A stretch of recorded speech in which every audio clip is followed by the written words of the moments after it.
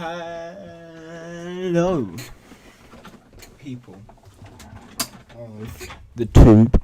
I normally stream on Twitch, but I felt like this is kind of fitting because it's a lot to do with Minecraft, and that's ready to do my channel.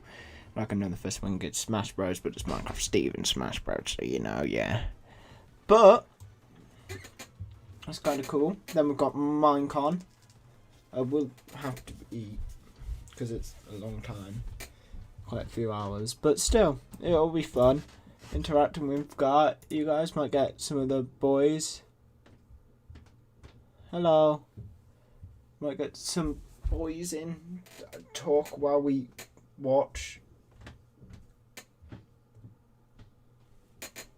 about, like,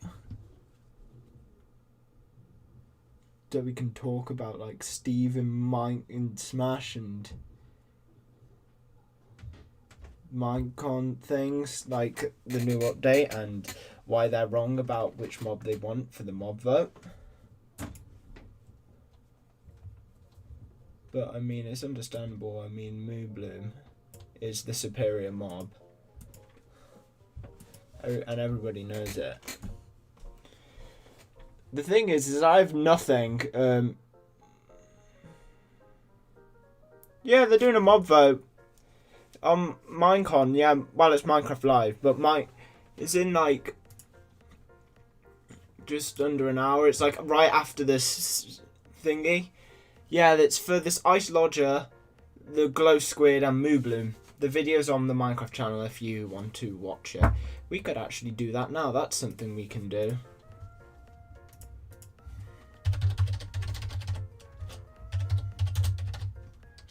Mob. I'm gonna... Let me get that up. This one. Let's stop the music for now. Let's switch to... That's not the right scene. That's not it either. I have nothing that's for... Huh. Hold on a second. Give me a second. Let me just add something new. Hold on. I wasn't prepared. Display capture. Add source. There we go. This good? See that?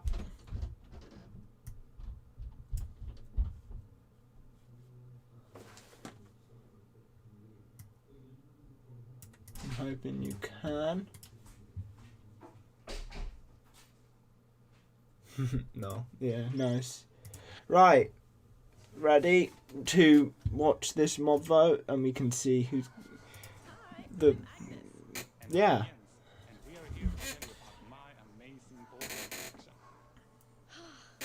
I'm not sure if this one has the details on the mobs. Hold on.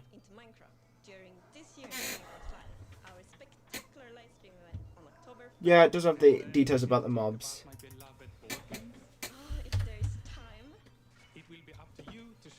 Look. So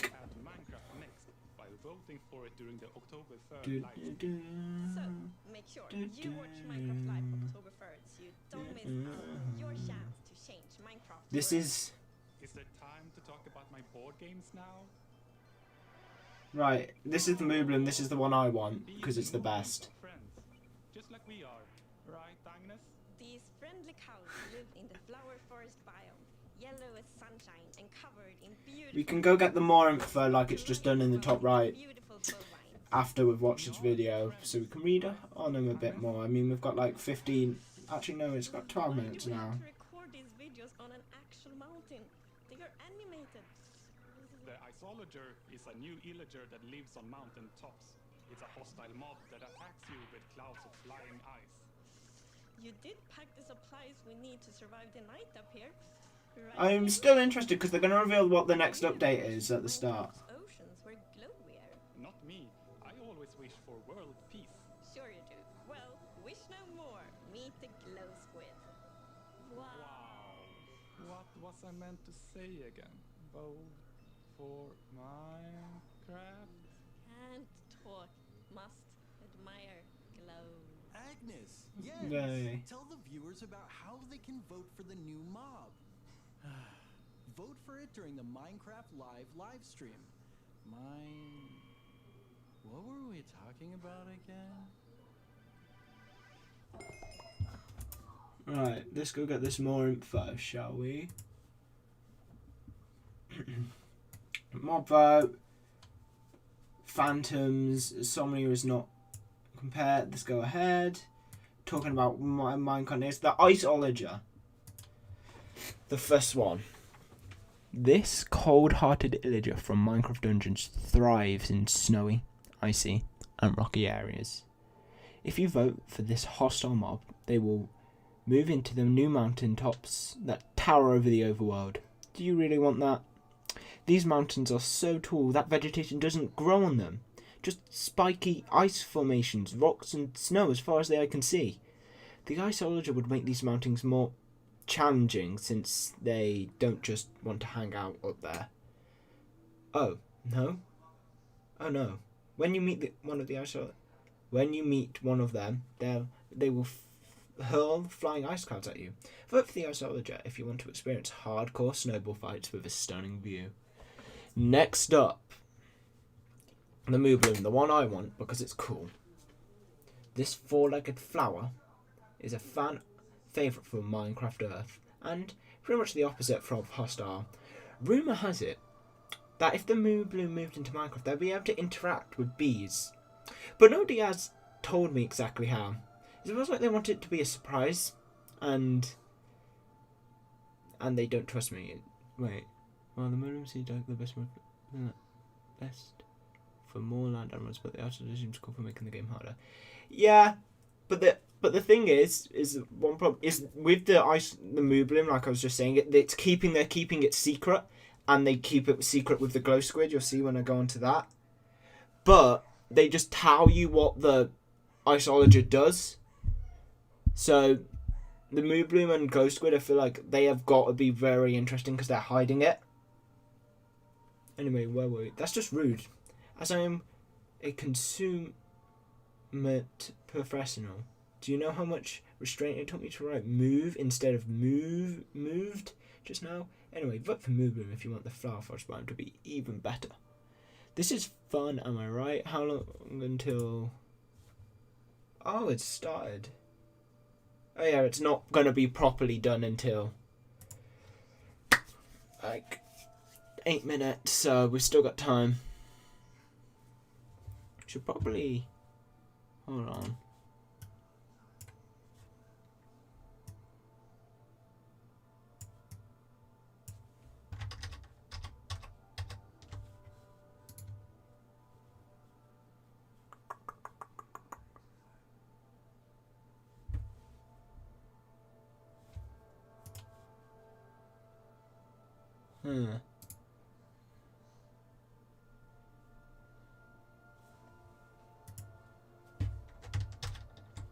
There is no way I could crop out the bottom. Shame. I want to see the Iceologer. I kind of want to see the Iceologer. Attack club thing in game now. I mean, it's already in dungeons, so if you see it, but yeah. Shimmering creature. Glow squid is cool, but it's just a squid that, and the Minecraft engine can't actually support a glowing mob, so it'd just be like Enderman eyes. So that's something.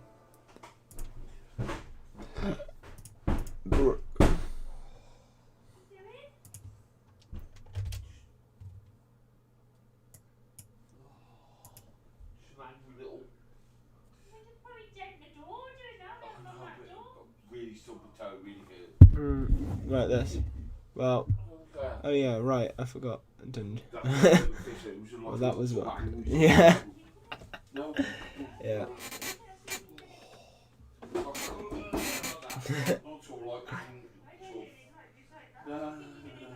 Just little short little chat. Oh, you know when somebody shook your toe? It was one of them just.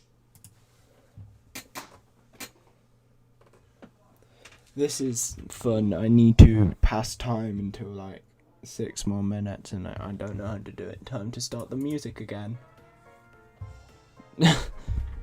If in doubt, play the music. Play the electro swing pig step.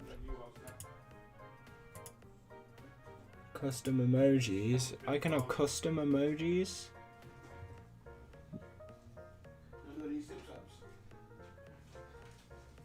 Avocado.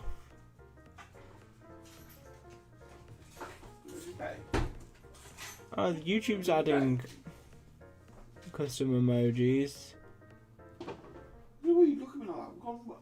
No, she's can't. So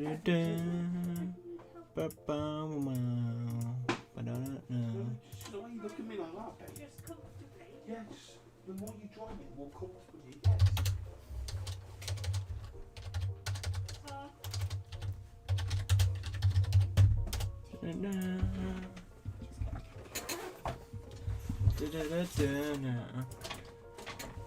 Oh, I've hid my chat. I can't read it now. Hold on a second.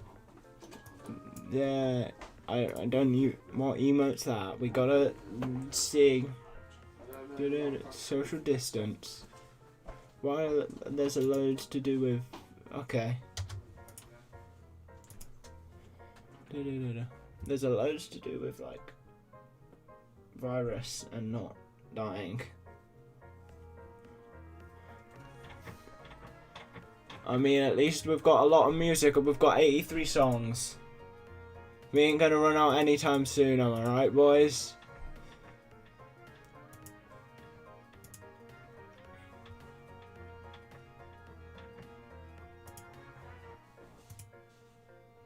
Huh. They are there. I could go with them, but nah. Yeah. I'm gonna have food soon, which is Pog. Parents just went out to the chippy. Bum bum. Hey, this is Diamond song. Pog.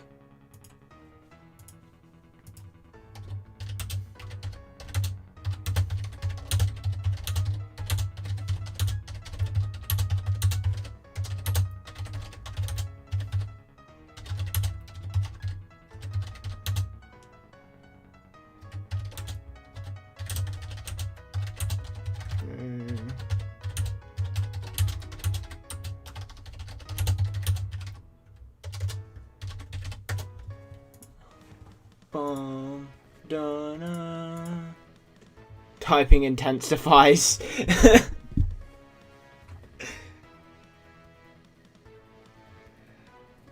Don't mind that. It's fine.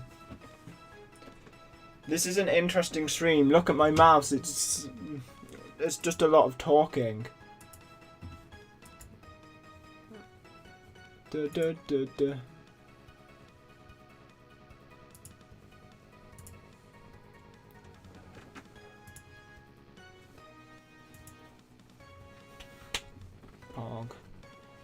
I don't know how big the stream delay is. And also, I don't actually know if chat is on screen, comes up on screen. Do I have chat? Hold on. Show me have more. Pog? Yeah, I don't think chat is working. That's fine. I can't believe I'm getting incredibly close to 100 subs. Just need 11 more, which is Pog.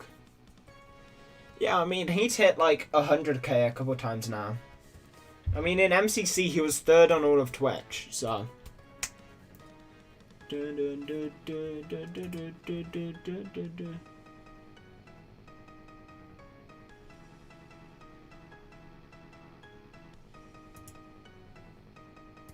Yeah, first was Dream, then the second was some Spanish guy, then it was Tommy.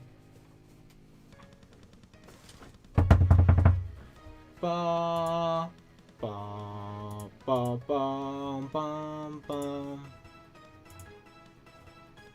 No, don't want to join that.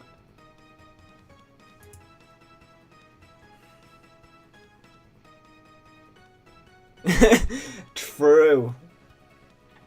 Yo, does that mean I'm going to be that famous when I'm 16? Give it a year. 1 mil subs. Give it a year and I'll have 1 mil subs. That's it, boys. That's what we need to do.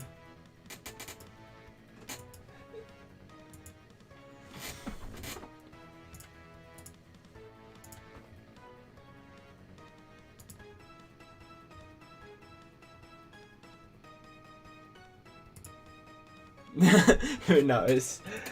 True.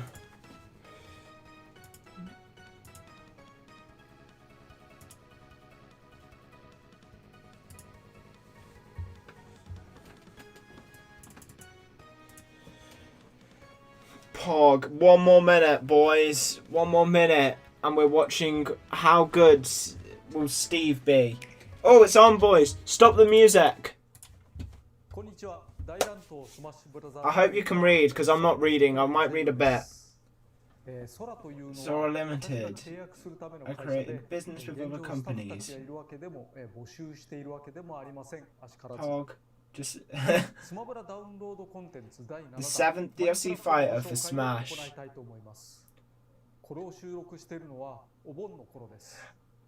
Fair enough.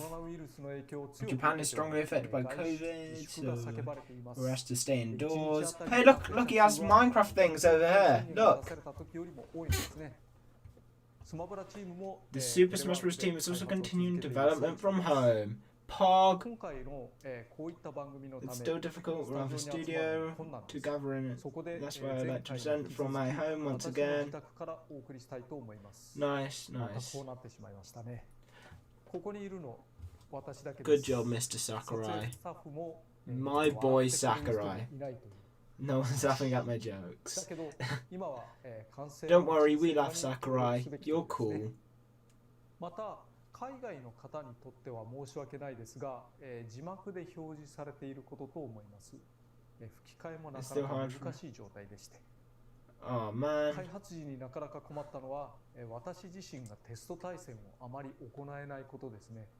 スマブラ開発中は When developing Smash, I normally battle with staff every day at lunchtime. That's actually quite interesting. Adjustment and balance, that is impossible at the moment. 最近になってやっと、開発バージョンで、秘匿性のある通信対戦をできるようになり、テストプレイできるようになってきましたが、まだ十分な状態ではないです。テレワークで開発が困難なこともあり、今回紹介するバージョン製品版とでは、もしかしたら大きく異なる場合があるかもしれません。あらかじめご了承ください。Yeah, come on. では、Let's get right into it, Sakurai. Let's go. Show us the Steve. 私が操作をしながら説明をさせていただきます。And everybody knows Sakurai is the best gamer because he can play as 2 characters at once. Steve and Alex join the battle. これがマインクラフトの主人公スティーブです。Toys on a tear. 手は加えているんですけどね。パッと見原作は they are doing more. They are doing original songs. That's an original song, I think. They're just doing original songs in the style of the game. That's cool. 牛1頭から2、3枚しか取れないという希少部位ですけどね。他のアピールは For his other taunts will include gestures you might make online. That's cool. He doesn't jump very high. Fair enough. 戦場などの床の高さはどんなキャラクターでも1ジャンプで乗り越えられるぐらいを想定して設計されていますが、スティーブの場合、それにすら届かないです。Bro, Steve. 他のキャラクターの小ジャンプを下回るぐらいの高さ。だけど空中ジャンプは言うほど低くはないです。このジャンプの低さによってブロック生成をするときにちょうどよく乗れたりするんですが、Well, I mean, I guess you can build up quite high. スティーブのカラーバリエーションは他2種類があります。カラーというより原作にコスチューム替えということになりますけれども。そしてこれがアレックス。She's another character from the game. Yeah, she's just female Steve. And she also has 2 things. And then there's Zombie and Enderman, which is cool. そして 7P はゾンビ。おなじみですね。原作にもゾンビのスキンなどがありましたが、こちらは日に当てても燃えることはないのでご安心を。ゾンビがブロックを置くという非常にレアな光景が見られます。そして 8P カラーは Enderman, that is cool. 目を合わせてはいけません。 Just don't look at his eyes. ですが、スティーブに比べると幾分腕が細くなっていたりします。エンダーマンがエリトラで揃う Enderman flying through the air using an elytra. Enderman flying with an elytra, that's funny. 通常技の説明です。重ね重ね開発中の I repeat myself, please be aware that this is still in development. 製品版では These may look different from the Pino project. Does it matter? It's Steve. 攻撃とスマッシュ攻撃、 Sword. その他空中攻撃などで見ることができます。基本的な攻撃ですね。攻撃ボタンを押し続けると連続攻撃を You repeatedly swing with the sword. そのまま引きもできると。そしてそのまんま相手に対して連続攻撃を与えるみたいなこともできます。 Bro, Steve is so 攻 cool. 撃を歩きながら繰り返すというニュアンスでロックマンに近いです。そしてそのままジャンプもできると。リーチは短いですが序盤で牽制ダメージを与えるのに向いています。やられたら頑張ってずらしましょう。そして横スマッシュ攻撃。 Yeah, これはいわゆる Steve's ジャバエ cool. ディションのみにあるなぎ払い攻撃を行っています。リーチが短いスティーブの中では、踏み込むので範囲が広い。 Oh, so they're not just doing Bedrock Edition things, because that's only in Java, which is cool. 技の一つです。 So they're taking it from all variants of the game. 崖攻撃や起き上がり攻撃に使うのもやっぱり剣です。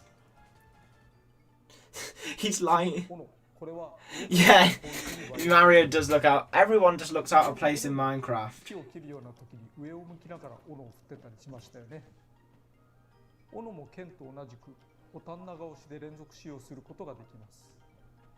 上強攻撃を手玉をしたり、そのまんま上空中攻撃、そして他のものにつなぐ This is など cool. 上方向に対する連続攻撃と思えば Why is this? そしてツルハシ。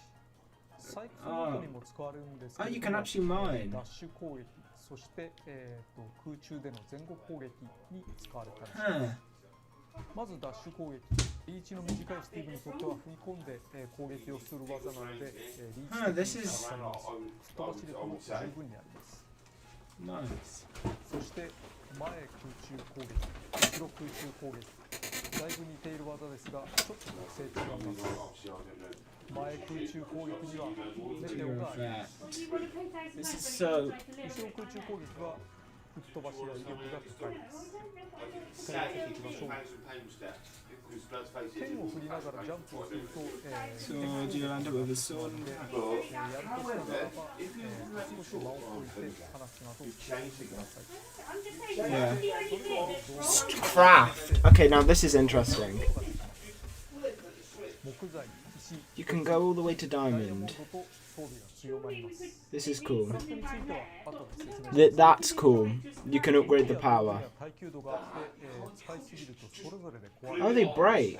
今剣が壊れましたね。そうすると素手の攻撃になってしまう。とても弱いです。ですが、 However, your tools operate independently from one another. 独立していまして、例えば剣が壊れても斧や You can still use your axe and pickaxe. 先に基本的な道具を Other attacks that don't use basic 紹 tools. 介します。下強攻撃は、火打ち石と一 Stone 番 and steel. その場 Nice. に木の塊を置きます。木は PK ファイヤーのような性質があって重力でちょっと落ちたりします。 I wish I could 長い find 判 it. 定を生かして、例えば相手の突進を止めたり飛び道具を防ぐこともあるかもしれません。 Hmm. そして何より Oh, that's a good, great edge guarding school. これ嫌ですよね、やられると。上スマッシュ攻撃はマグマブロック。 Oh, smash 上 attack に is a マグマ magma ブロッ block. クを展開してすぐに回収します。素材は使えません。出現時間が長いので対空には最適です。 Nice. ただし隙は You か should な pretty り open this a bit. 食らい放題になっちゃいますからね。 This is. また戦場のすり抜けるあー高さは持っているので、上方向の床にいる相手に対する牽制に向きます。 I'm a Steve main now. 攻撃などのお手玉からつなぐのも Steve is so cool and epic. 下スマッシュ攻撃は溶岩バケツ Dumps lava on the left and right. 打ち負けます。特徴は攻撃が出ている時間の長さと吹っ飛ばす高さが低いこと。 Why did it その lag ベクトル there? の低さから、復帰力の弱いリトルマックには非常によく効く技だと言えますね。 They even admitted Mac is poor at これはマグ recovery. マブロック。これは溶岩。マグマ、 Magma lava. マグマ、溶岩。どうもマグマは地中にあるもので、 But 溶岩は inside 地 the 上 upper に lava, 出 what たも comes の out のよ of う the です inland ね。 surface? 海外ではマグマとラーバという呼び名の違いがあると思います。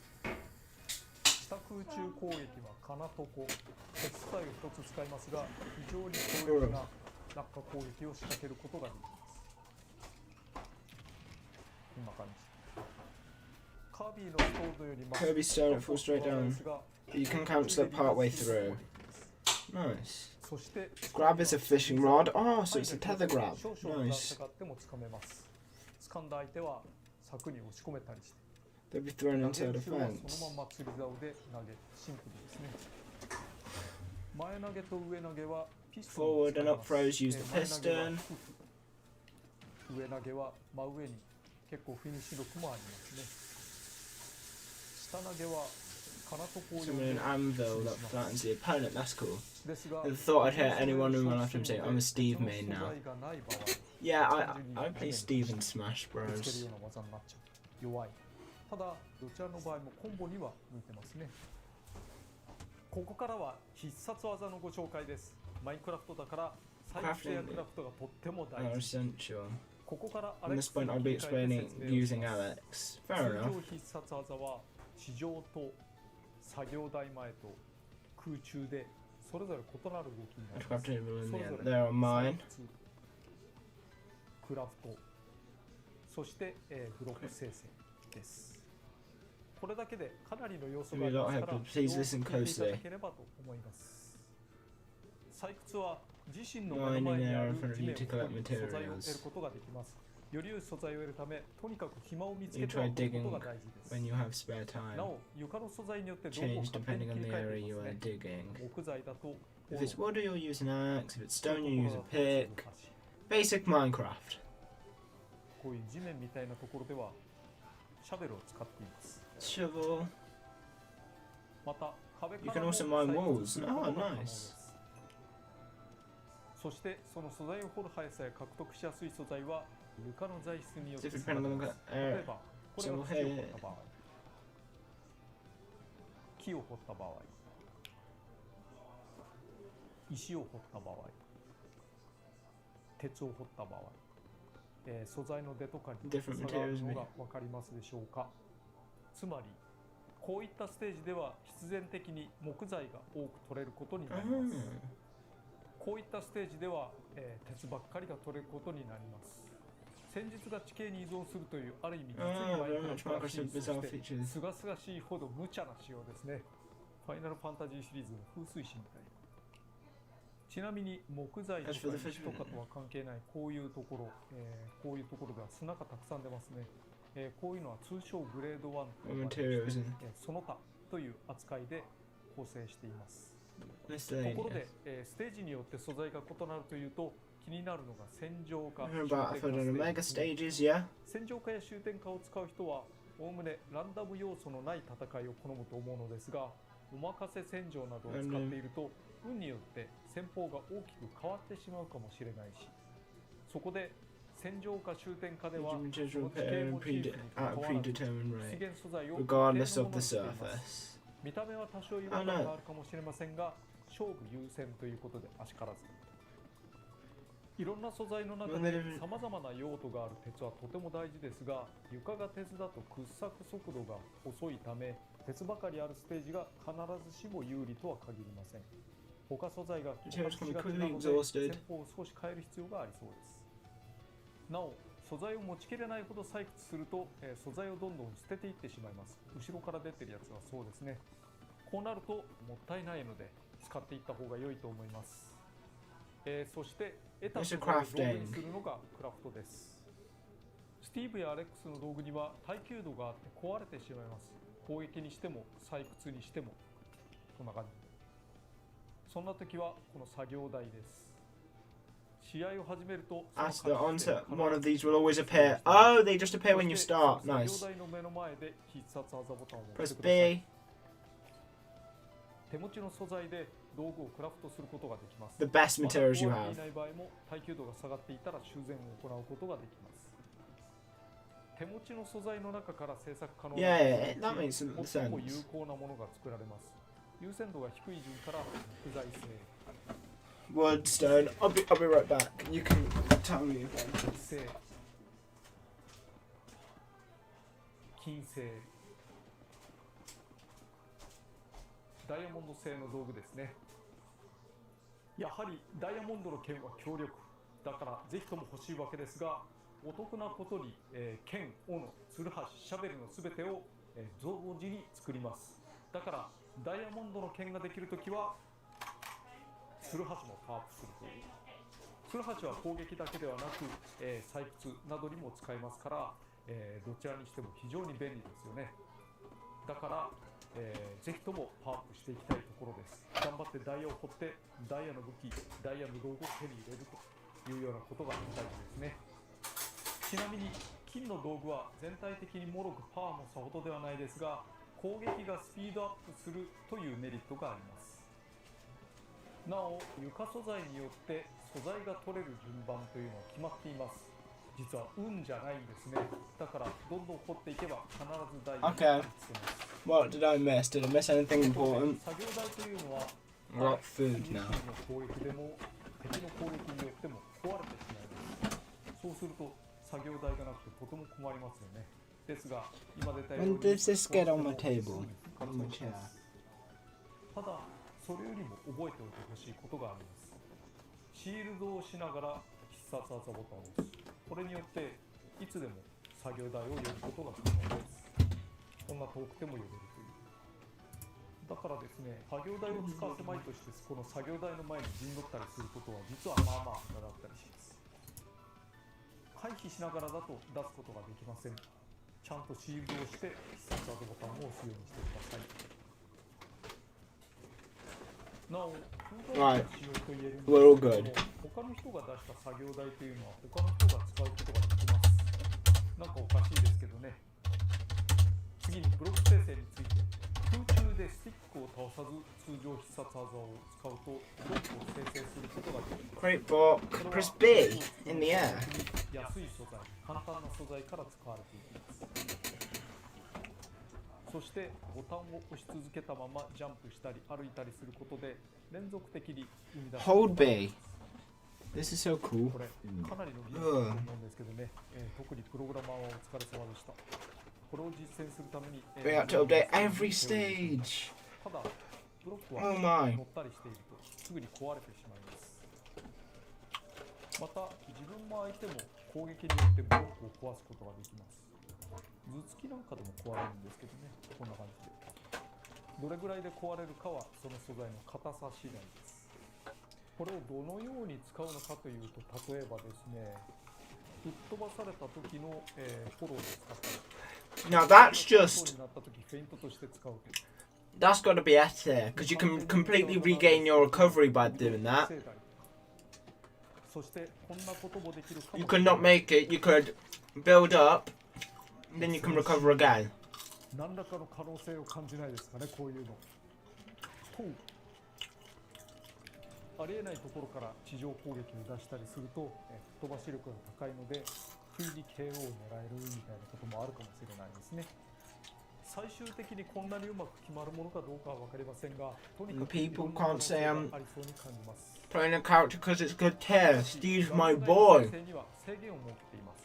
このピンクになっているような部分より先にはブロックを生むことができません。上方向にも制限がありますね。ここまでじゃないと見え放題になってしまうので。また画面外にほぼ近いようなところでは、ブロックがすぐに壊れることになっています。気をつけま Break しょう。 quicker.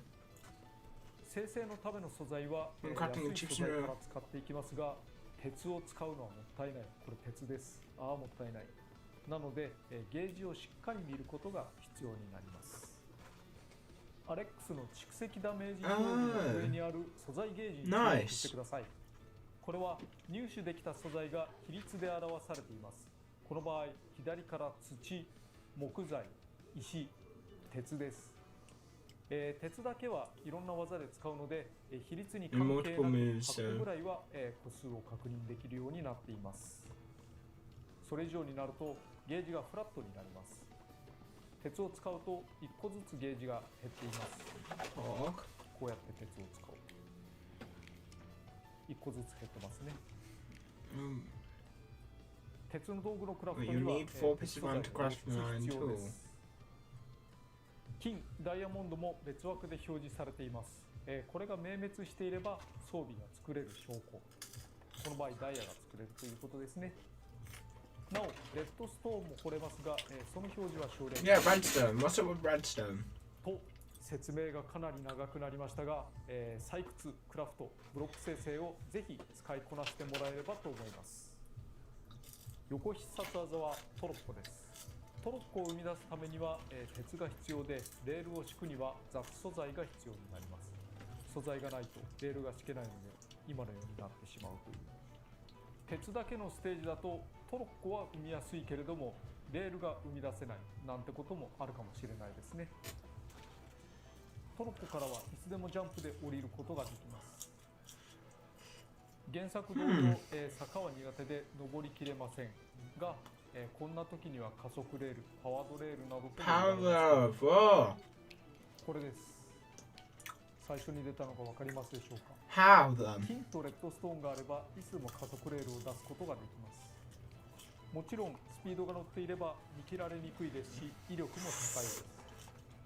単純に体当たりが強い必殺技ですが、他の使い道もあります。ジャンプでトロッコから離れることができるのですが、その時に You can scoop up an opponent. 相手を巻き込んで落としてしまったり、相手を巻き込んだところを追撃したり、相手の蓄積ダメージが高いほど拘束時間が増えます。いずれにせよレバガチャで早めに復帰したいところですね。上必殺技はエリトラです。Oh, you can still glide with it. 倒した後のお楽しみですね。Nice. まず最初にエリトラを展開してロケット花火に点火します。普通にやると水平に飛ぶのですが、機種はいつでも上に上げ下げすることができます。グライダーと同じなので、あんまり上の方に行くと失速をしちゃったりしますけれどね。比較的自由度が高く飛べると思いますので、相手の復帰阻止をかわすような感じで飛んでもらえれば良いのではないかなと思います。こんな感じですね。基本的にはやっぱり崖つかまりをするような軌道で飛ぶのが基本かなと思います。Nice. 攻撃力についてはロケット花火点火の時のみあります。最初の一瞬ってことですね。ですからその他の部分で隙を突かれないようにしてもらえればと思います。非常に長い距離を飛べる技ですが、後ろには全く下がれないのでご注意ください。こうなったら積んでます。崖外で使う場合、ロケット花火が点火される前に反対側に向き直るようにしましょう。こんな感じで振り向くことができます。Nice. This is just me エリ saying. トラを使うのに素材はいりません。使い放題です。回数制限や個数制限みたいなものもありません。ただ時間が経つと勝手にエリトラ外れることになっていますのでご注意ください。It's really good. 下必殺技 TNT 火薬です。TNT 火薬は原作では火薬を使って作る贅沢品ですが、スマブラでは土や石などの雑素材を多く消費して作ることができます。爆発なんかも原作に準拠したパターンですね。もちろん爆発させるためのものですが、その爆発は超強力です。刺激を与えると爆発しやすいのに気をつけましょうね。でも置くだけだとしばらく爆発しないんですね。自分が巻き込まれる可能性もあるし、そこでレッドストーン導線を敷き、重量感知板で遠くから爆発させるということができるようになります。レッドストーンを消費します。下必殺技を出すとこうレッドストーン導線を引いて、これを押すと爆発。重量感知板を真横に置いてしまうと、これ踏むと自分がダメージを受けてしまうので注意してください。またこの重量感知板というのは相手が踏むこともできます。Oh, that's just mean. If the TNT don't disappear as well. それと、もしも両者が巻き込まれた場合、踏んだ人の方が吹っ飛びは弱くなりますから、自爆覚悟で突っ込むというのも一つの手かもしれないです。なお、火器厳禁です。引火しやすいのでご注意を。代表的な使い方はやっぱり基礎値ですかね。こういうふうに置いとけば。The TNT is devastating. にはなると思います。先頃ご紹介したトロッコでパンチ板を押すこともできます。You can set the minecart. そして最後の切り札はトラップルームです。原作では相手を罠にはめるために建造物を建てることがあるかもしれませんが、そういった性質のものになります。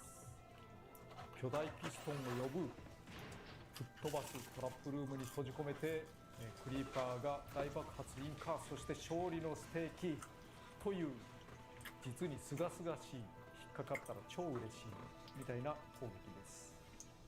トラップルームに閉じ込められるのは1人だけですが、ピストンで他の相手を巻き込むことはできます。Only one opponent, 複 but 数人を巻き込むのが良いですね。その他の小ネタも軽くご紹介しておきます。ジャストシールドで盾を構えることができます。これも原作にあった要素ですね。眠らされるとどうなるかというと、物持ちがいいというか、なんというか、冒険の先にはベッドを持っていきたいですね。そしてカービィに座れる Kirby, this is what I'm waiting for. Kirby becomes a block. まあ面白いですね。This is the best. This is what I hoped Kirby would look like. マインクラフトのスピンオフとして、こんなに多くのネタを備えながらアクションを成立させているものもなかなかないだろうと思います。ぜひお楽しみいただければと思います。Yes, I am, Master Sakurai. You're so cool and epic. マインクラフトワールドをご紹介します。原作マインクラフトにはエリアごとにバイオームと呼ばれる生物群系が存在するのですが、スマブラにはなんと6つのバイオームを備えています。試合のたびにランダムで切り替わります。Oh, the extreme hills looks まず amazing. これが基本的なバイオームであるところの草原です。村人が歩き農作業をしていますね。そして日が暮れるとモンスターの時間がやってきます。村人は家に帰ることになりますね。ゾンビやスケルトンが湧きます。ここで通常ゲームでは見られない特別なカメラでお家を覗くと、ちゃんと村人寝てたりしますね。ゾンビが見てますけれど。そして朝がやってくると、ゾンビやスケルトンがちゃんと燃えます。This is cool. これで、村人も This has got to be one of the DLCs that put the most effort into. どのバイオームでもそうですが、手前にある物品というのは壊すことができます。それによって形にすることができるということですね。全部壊すと平坦なステージになり、壊れた地形は試合終了まで復活しません。次に白樺の森、村人はいませんが、羊や牛がたむろしていることがあります。ここでは木を壊すとすり抜け床が出現します。全部の木を壊すと2枚のすり抜け床が出ることになります。右と左ですね。次にサバンナ、つまり亜熱帯の草原、アカシアの木が生えてますね。生え方もそれらしくなっています。手前の木は伐採して、1枚のすり抜け床を出すことができます。次にタイガ、針葉樹林などが生える、やや寒い地方。ゲームでは気温を感じることはないですけどね。手前の木はまんま針葉樹の形だと遊びになりにくいので、上に乗れる程度の形状になっています。苔むした石もありますね。なお、破壊可能地形の上で掘削した場合、1ブロックを破壊する前に、複数種の素材を得ることができます。1ブロックにつき1個っていうわけではないんですね。そして、雪のツンドラ、永久凍土の凍結地帯ということになります。周中央にイグルーがありますね。イグルーとはカナダ北部のイヌイットの人たちが、肥料先で作る鎌倉のこと。だからお家のそばには本来ないものですよね。だったら壊してしまえ、みたいな。一応中身もあるにはありますが、原作でイグルーを見つけたら、地下を掘ってみるといいですね。いいものあるかもしれないので。最後に、石の海岸。石が中央に盛られていますが、天井があります。ここ、頭突きで壊すことができますね。break rust by hitting them with your head. Tears when doing so. ところで、石を掘っていくとですね、不自然なところに、木とかがありますよね。これです。Like so, yeah. これ実は全てのバイオームで、素材を取れる位置を同一にしているんです。例えば石の海岸で全部壊すとこういう構成になりますが、草原ではこんな感じ。ファイターの正中線の上ではいつも同じ素材構成になるようになっています。やっぱり重要なのは鉄の位置ですね。鉄鉱石が取れることが大事ですから、ここ鉄がいっぱい出るということですね。もちろんマインクラフトは Of course, Minecraft World also has a battlefield form and then a mega form. ただこちらはバイオームの差がなく方言モチーフで固定になります。まあ地形要素は変わらないですからね。昼夜は But there is a night and day. Let's see them in action. では一通り説明したので、実演したいと思います。 Go on then. 今回も、特典としてのスピリッツボードが加わります。ここですね。マインクラフトの敵キャラなどを、モチーフにした代理戦闘ですが、今回のお試しはここでやってみたいと思います。 That's a cool graphic there. That was there. Oh, お and it's not just all of them. Like they've got the piglin. まず、普通はこの相手のパワーに応じたスピリットをセットするわけですよね。だけれども、今回はスピリットなしで行ってみたいと思います。まあノービスだからこんぐらいでも十分であろうと思います。 Okay, Sakurai, no need to brag about being ス so ーパーアーマ good. ーがあるようだからちょっと苦労するかもしれないですけどね。ゾンビ10匹だそうです。はい、始まりました。これはサバンナですね。アカシアの木がちょうどいいように自分を守ってくれているので、今のうちにもうガンガン素材取っちゃいましょう。おっと来たな。あっちちあっち。相手がスーパーアーマー持ってますからね。 Super あんまり nice. うかつに出ていくと大変なことになりそう。そんな時にはえい、もう一回えい、そして空中した。 Man, Sakurai's so good. いやよ、 Am I right?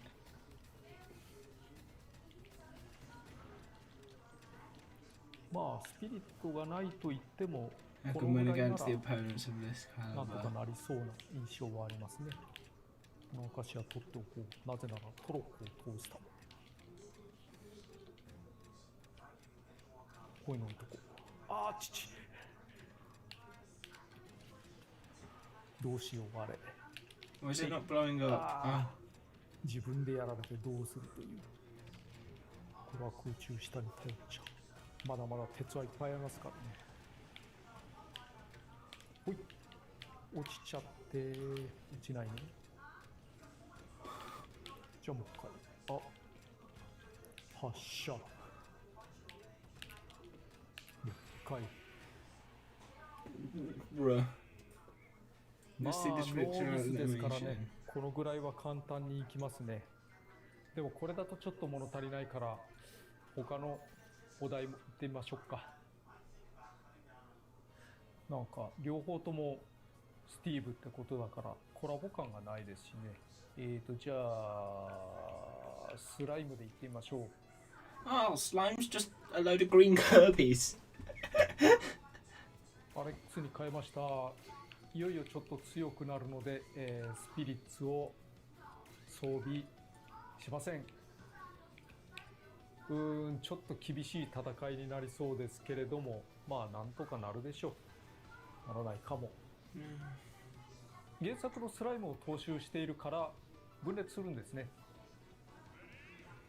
That's a big boy. 相手が来る前になるべく素材いっぱい取っておきたい。もうダメ。相手はスライムなので、原作同様ジャンプしては、上の方から攻めてくるっていうようなロジックでやってくるんですね。だから That's a big Kirby. に来て攻撃を食らう前に、他の攻撃で潰しちゃうというのは有効です。まあこんな攻撃ばっかりしてると取れ高少ないというか怒られそうなんで別のこともしますけど、逃げろー、素材が欲しい。まずい。 There's a Babby Kirby. スライムがだんだん小さくなってきました。こうなると投げとかがなかなか効きそうにないですね。じゃあこういうのでどうでしょう。神戸高速鉄道南北線のような非常に短い往復によって相手を一掃する作戦。置き土産を置いとこう。やってくれるかもしんない。くんないなこりゃな。よし、揃った。トラップルームです。まだですね。 Let's go, boys. ちょうどいいところに TNT が。Hog. そう。はい。はい、終わりました。いい感じにまとまったんじゃないかなと思います。勝ててよかったよかったということで。スピリッツ戦についてもいろいろ楽しめるのでやってもらえればと思います。Using a lot of different characters, so I'll give it a try. ところで通常のスピリッツモードに、再戦機能がつきましたけれども、 Now it has the rematch feature, but if you 持ち込みアイテムもなしにすると理論上の最高スコアが得られます。受けたダメージやかかった時間っていうのは全く関係ないんですね。すべての敵対スピリッツを味方スピリッツを助けなしにクリアできた人っているんですかね。 if there's anyone who had to pull it off, then いたら please raise 世 your 界 hand. に何人ぐらいいるんでしょうね。よっぽどの超人が多数いたら、全員クリアまで Actually could hold on できるでしょうけど、これはあらゆるゲームの One of the 中で hardest challenges in 相当難しい gaming. 部類、選ばれし者の戦いになると思うので、私としては Only in お勧めし chosen ません。 few, so I can't really recommend なお、 it. 勝 Also, ち Steve 上がり Root is ラ a イトでの、スティー valuable ブコース custom も mode, so I もち hope ろん you 用意して enjoyed います that. ので、そちらもお楽しみくださいということで。Songs. This is what I want to 音楽につい see. てお話しします。さまざまな楽曲を、 The 備 subscribe える spreads スマブ features ラ a 好きで variety す of が、 tracks. 残念ながら、原作に流れてきた曲、原作のマインクラフトの曲は諸事情で使えないこと Oh, がありま because す。 it's too peaceful. もっとも、テンションが高いゲームとしては、原作の曲をそのものを、入れるというのはやっぱり困難でしょうけれどもね、安らいでしまうので、 It would make players そこ relaxed. で、マインクラフトアースとかマインクラフトダンジョンズなどを含む、ミニゲームやスピンオフの楽曲から厳選し、より対戦を楽しめるように Minecraft Earth and Minecraft Dungeons. Oh, that makes more sense. アレンジを施して提供します。曲目はご覧の通り全7曲です。うち6曲がアレ Learn ンジ new 曲です。 arrangements. 本編のミニゲームからはバトル、タンブル、グライドとバランスよく取り揃えています。マインクラフトワールドステージには昼だけではなく夜も I felt that they could have at 訪れます least が、 remixed その雰囲気 something に合 like わせて Sweden. 曲調が変わる曲もいくつかあるのでお楽しみください。 Like iconic. 以上、マインクラフトのスピンオフとしてはこんなに具体的に原作技を使いながら戦うようなもの他にないと思います。単にファイターとしても個性ありすぎ、 Quite ネタ distinct. 多すぎな山盛りマインクラフトコンテンツをぜひお楽しみいただければと思います。配信日は10月 October 13日にしています。 That's genuinely not that far away. そのまんま It's only 10 days. 単体でも購入可能です。Paid me. Oh, 次に追加されるミーファイターのご紹介です。 this is interesting. 毎回何らかのコラボが楽しめるお楽しみですが、今回はせっかくな Looks の as if で we've talked マイ about ンク that. ラフトゆかりのものを制作追加しています。こちらをご What 覧 have く we ださい。 got? What have we got from Minecraft? Me fighters. Let's see.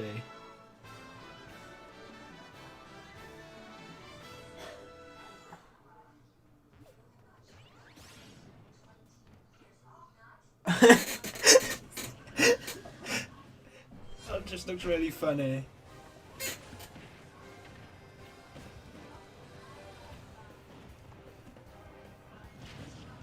That looks really funny. It's really derpy.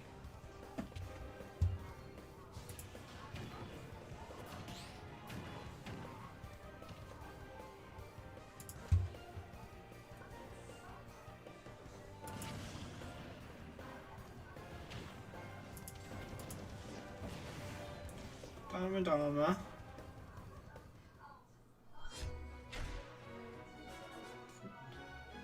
That's not Minecraft.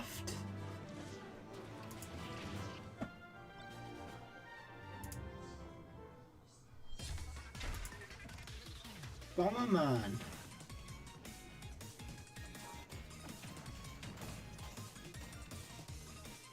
Oh, nice.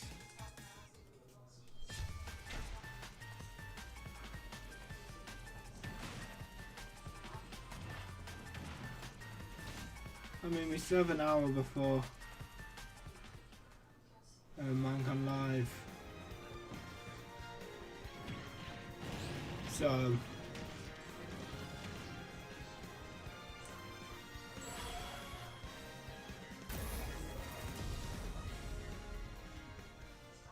I don't know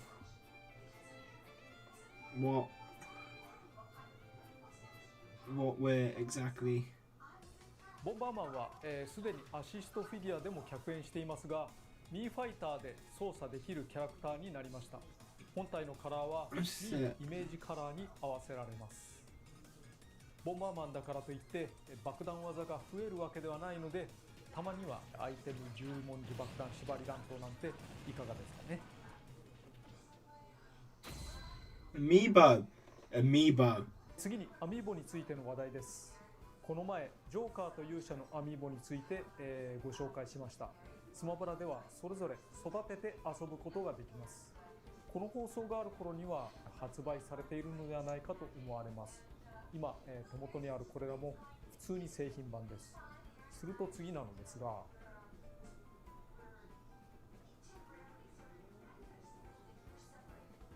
はい、これバンジョーカズーイです。これは、貴重なモックアップ品ですが、また自宅に送られてきてしまいました。バンジョー&カズーイの立体物が今公式にこうやってですね、作られることなんて本当すごいことだと思います。よいしょ。そして実はまだまだあるんですね。はい、ベレト先生です。ベレスの方が人気なような気がしなくもないですけれども、基本的に 1P ファイターであるベレトが出るということであしからず。以上、アミーボのご紹介でした。あれ、誰か忘れてないっけ？誰だったかな。というわけでテリー・ボガードを含めた3人がすでに作られています。Oh, Steve Amiibo. Oh, I can't wait. Steve Amiibo's gonna be so cool. スティーブも作るんですかね。もし作るとしたら、他と比べて If it's going to be produced then I bet easy compared to other fighters. そして、ファイターパス1の5人がアミーボで揃ってしまう。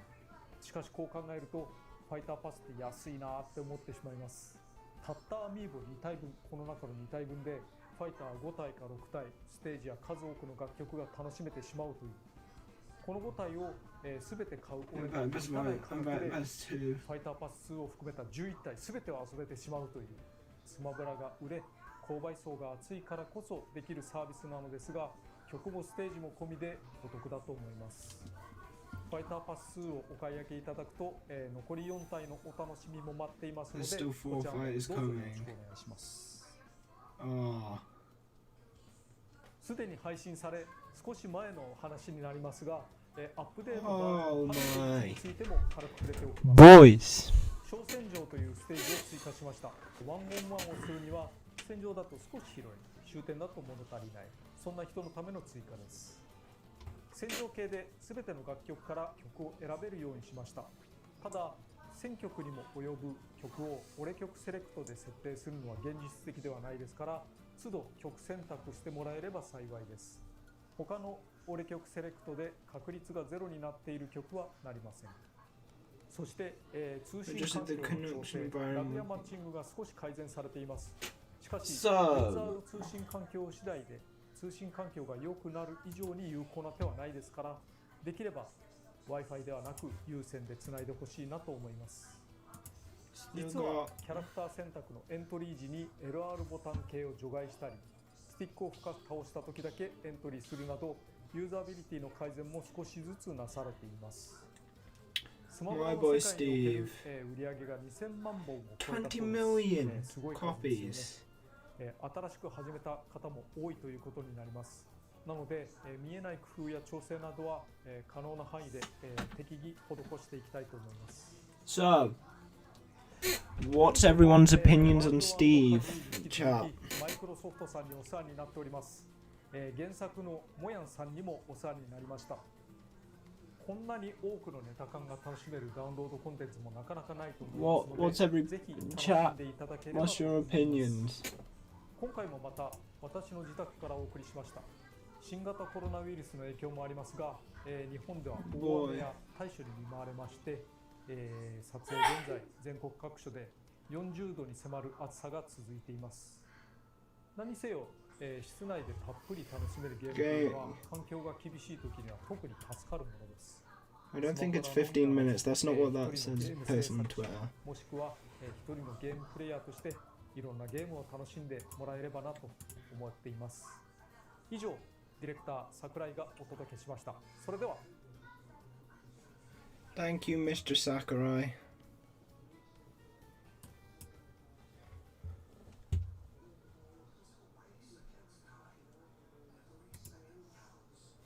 Look at Sakurai. Look at him go.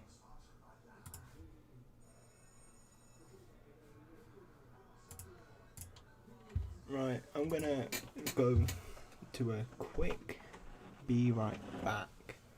So, yeah, and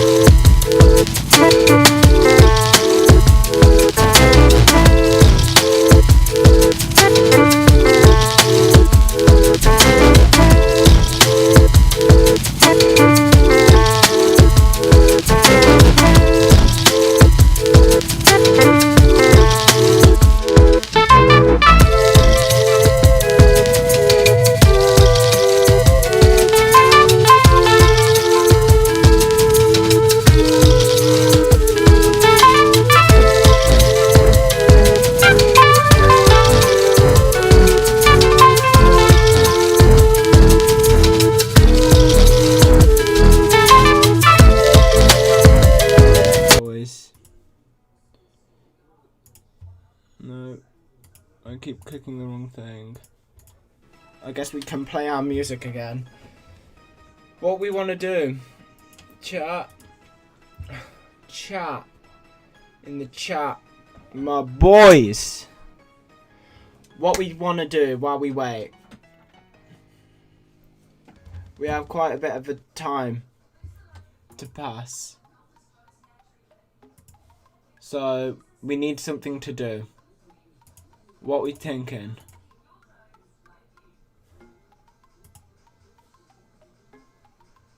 You know, time would be so much easier to pass if there was someone else here. But I just have you, chat, and I'm gonna talk to you. Just need to wait for responses. That's the one thing. There's delay, so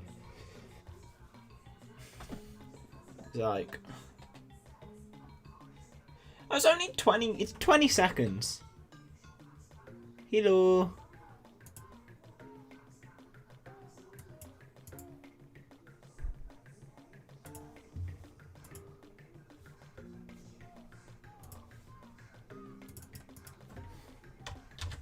Hello. We're just waiting for the live stream. We've got 40 minutes and we don't know what to do. We need something to pass the time.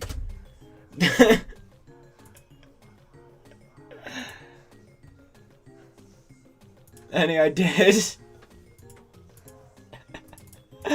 Oh. I can imagine people see.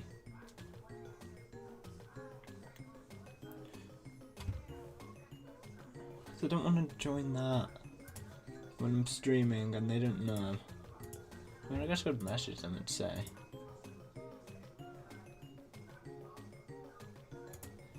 Pff, it's fine. What are we thinking?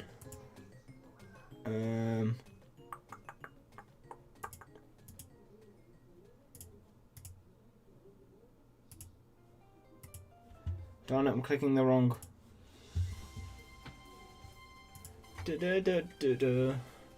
Wii Sports, boys. Let's go. I have no fun, cool games. We're just gonna vibe to music.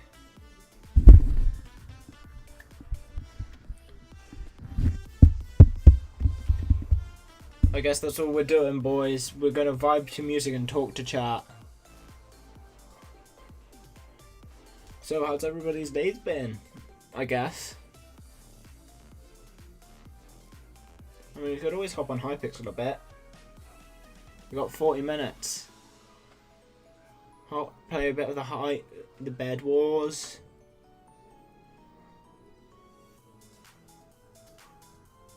Maybe react to a couple of videos.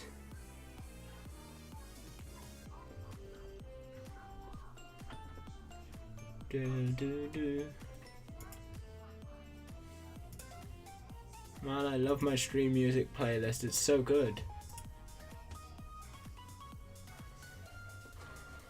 It's public.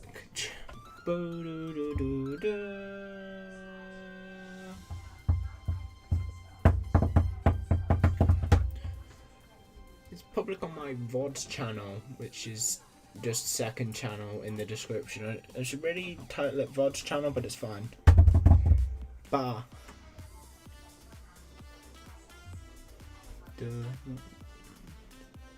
No, I was gonna mute my stream music, but I don't want my stream, because that's how I'm seeing chat. I mean, it could pop out chat, but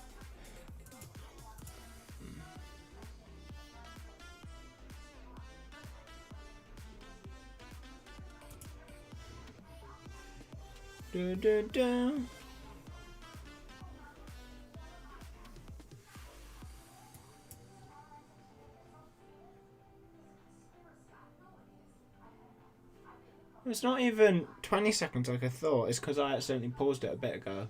It's like 5-second delay, which is good. Which is much better than what I thought. Because it means the conversations aren't super delayed I have with you. I can say something and it's there in 5 seconds, which is good. Is it not?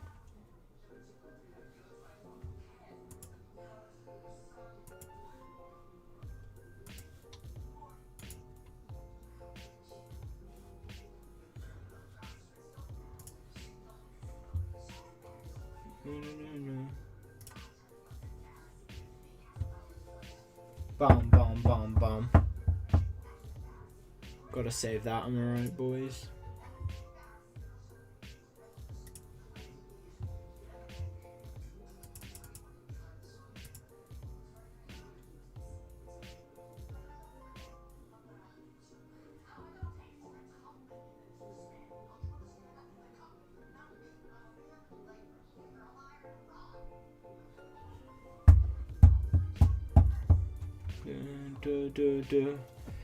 I honestly have no idea. I'm going to play Minecraft.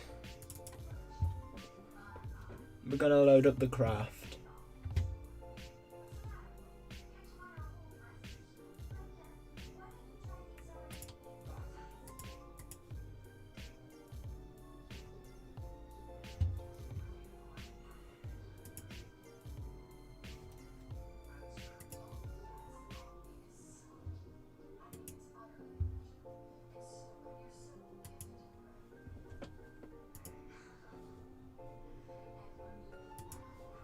Bum, bum, bum, bum, bum, bum, bum.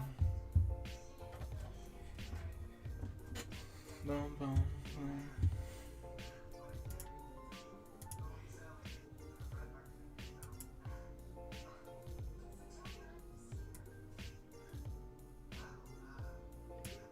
Bum,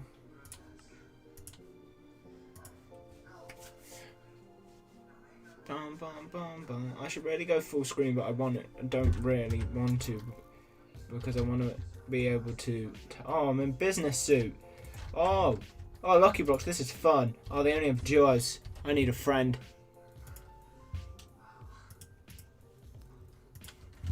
Well,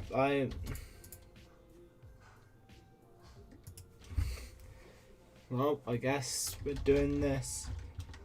Actually, no, let's just do. Yeah, I'm in business suit. This is not really meant to be seen yet on the tube, but I guess you guys here get a sneak peek. I think it's Zazzle.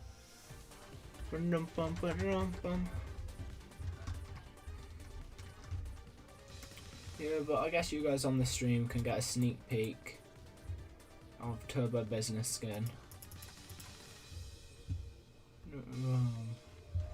Bum bum bum bum bum bum bum bum.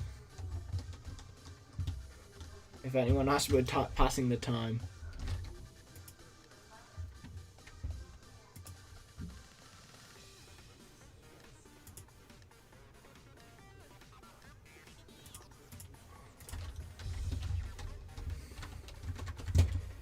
Alright, I'm gonna put something in a sec after this game about something.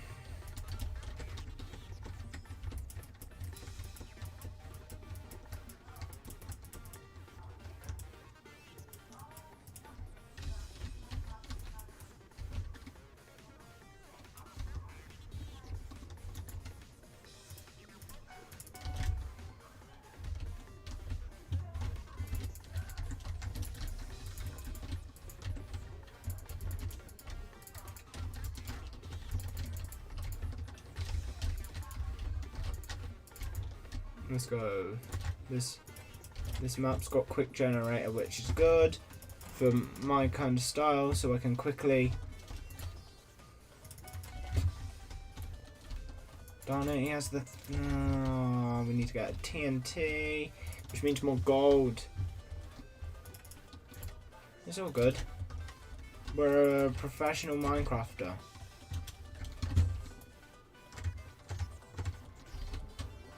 Watch me fall.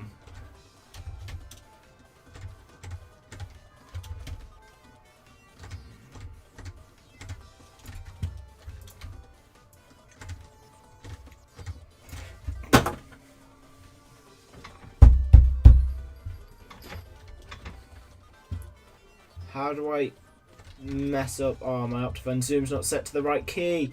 This is not what you want. Darn it, I dropped my wall. Darn it, give me my wall back.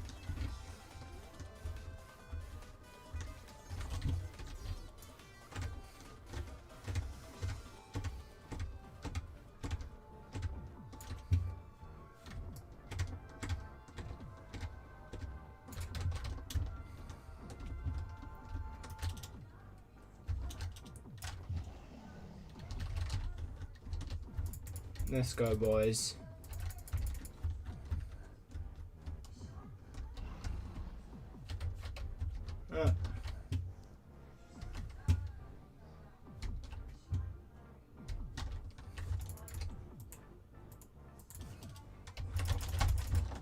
Why'd I eat? Why'd it go in my inventory? That's dumb.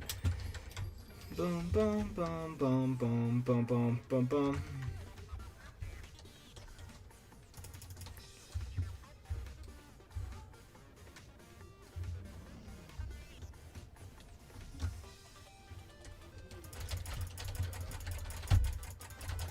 Let's go, boys.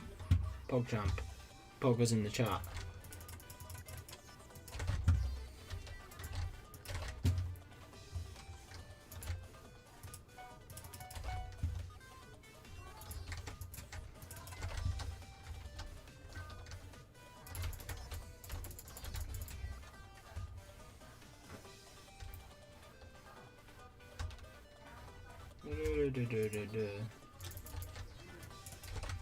Let's go.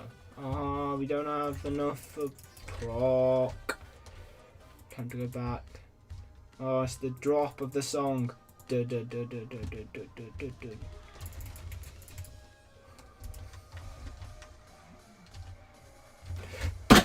I am so bad at video games. No, I'm not really. I got him.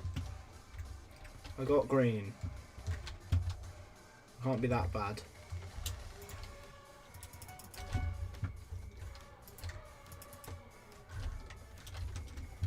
I keep pressing the wrong keys.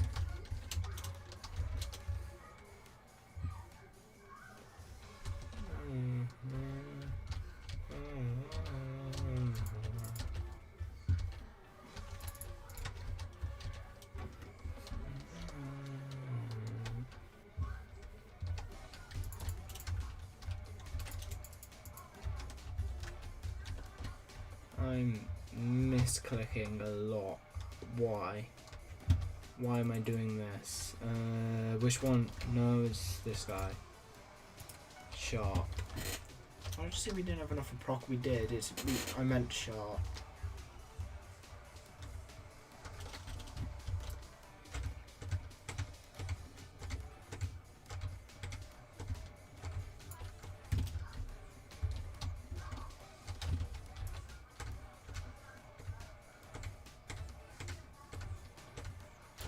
I just need to go silent every time I'm bridging.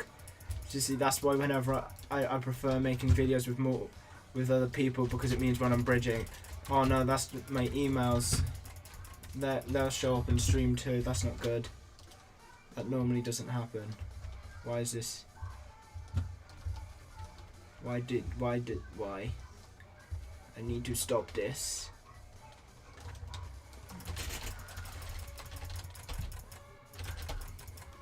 Damn.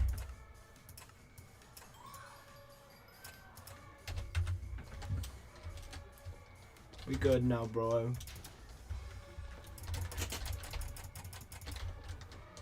Let's go.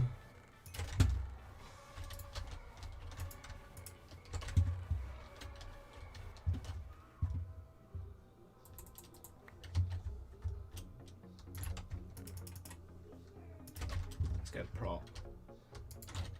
Actually, no, let's get a trap.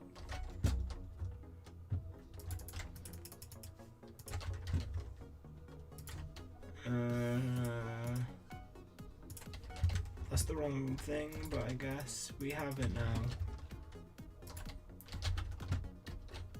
You're serious? It was just me and Aqua. I'm so used to playing games with more than one. This is a solos. This is a solos. I'm not used to playing solos. This is new.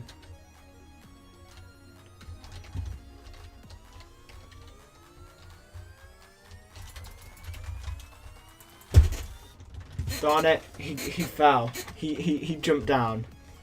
Darn it. I mean, it was worth a try.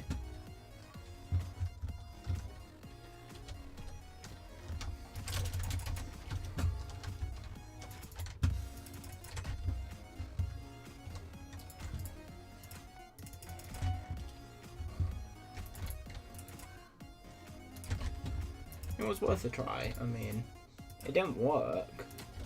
Trying to go around, but what are you gonna do?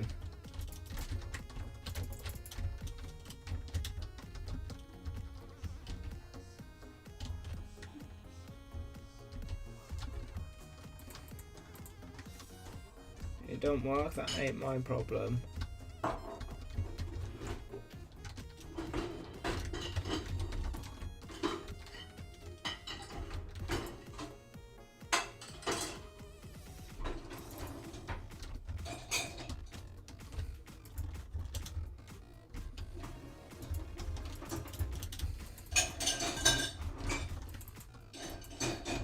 We're gonna get each other.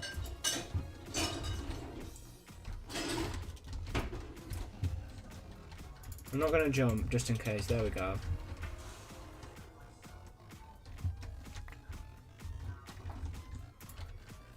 Darn it, I don't have enough for a. We're gonna have to go with stone. Gapples.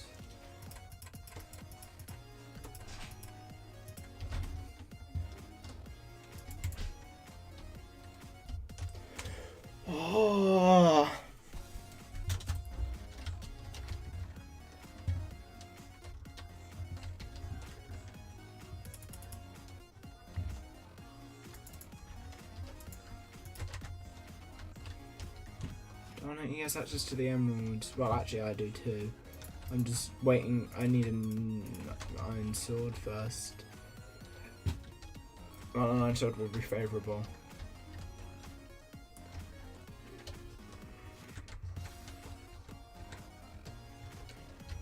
I'm just vibing out to the music. I recognise it. What? Oh, it's Surf from. It's the surfing music from Pokemon Ruby and Sapphire. That's why I recognise it. Mega Ruby and Sapphire.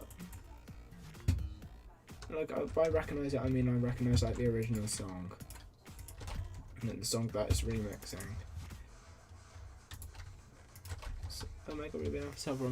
Why is it playing this again?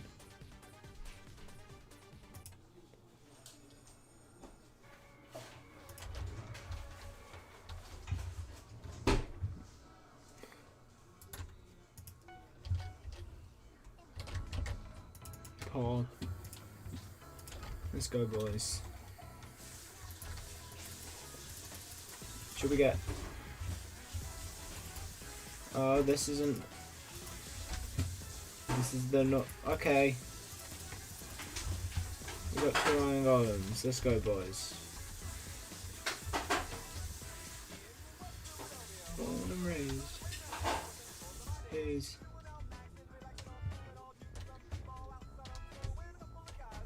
No good.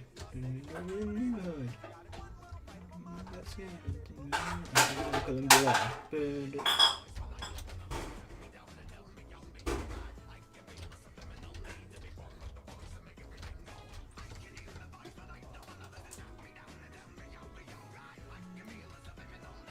I'm just vibing to the music.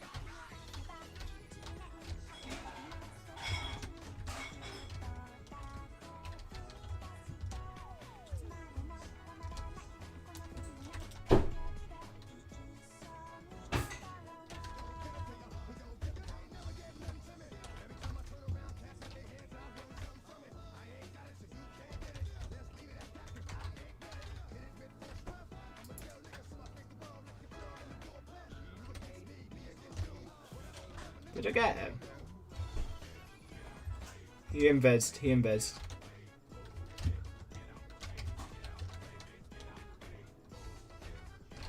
Boom. Thank you.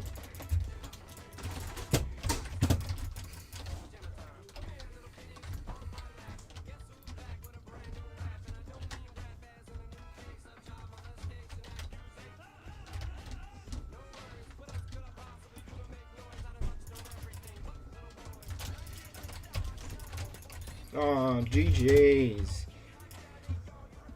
Oh, that was something, I guess. Oh.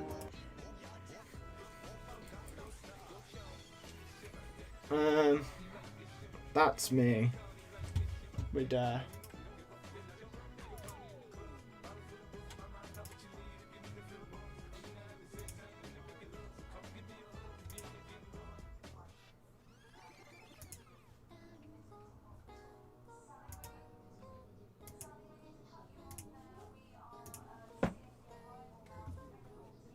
Oh, something's happening. It's showing this. Hold on. I think we're in it, boys. Community pre-show. Hey, what's going on? My name is Anthony, or Big B Stats, and welcome to Minecraft Live. I'm going to take this time and explain a little bit about myself and my relationship and history with Minecraft. It all started back in 2012. I didn't have a PC Let's to go, where I boys. could run Minecraft, so I waited for it to come out on Xbox.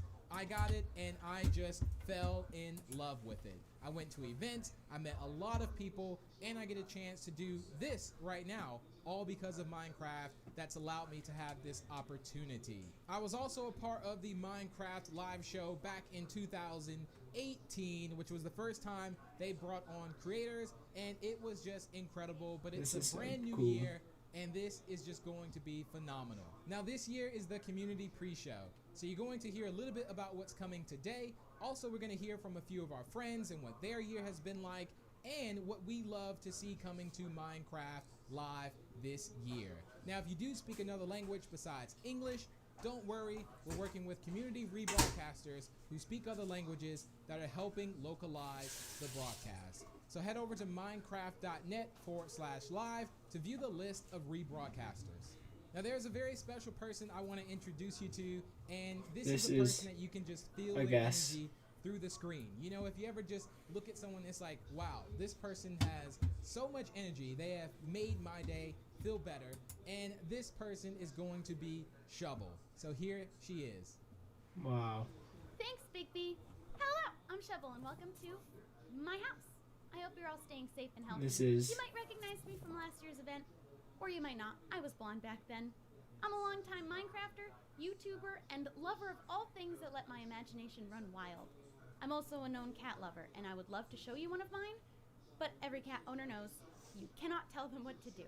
Anyway, we're going to start with the pre-show, where we're going to look at the last year in Minecraft. Big announcement right at the start. Updates and mob vote, dungeons, earth, and more. And then later we're going to join some of the members of the community and some members of the Mojang team to see what's coming next. I'm most excited about the mob vote, but I heard there's something big being revealed right at the beginning. So don't go anywhere. I'll be here watching too to find out what it is. So grab a snack and some water, and let's get into it. I got Was my that water. good? Did I do good? Should I have worn the crown? I tend to demand more respect when I'm wearing the crown. Hello everyone, I'm Mariel, also known as Marielitai. You may know me from a couple of Minecraft series that I participated in, like Harmony Hollow, Mariel Craft, and Gamecraft, just to name a few. But I'm also known in the community for my innate ability to break the game. Randomly, for no reason whatsoever, it just happens completely out of my control, completely out of my hands. I've had so many bugs and glitches happen to me that it's become this running joke on my channel, and it's hilarious. Now, this year has actually been a pretty exciting year. I was able to participate in one of the Minecraft championships, and I also made a ton of new friends playing Minecraft Dungeons. That was pretty cool and awesome. But today I'm here at the Minecraft Live pre-show to talk to you all about something very exciting: the mob voting process. Turns out that Minecraft is bringing 3 new mobs for all of us to check out and get to know.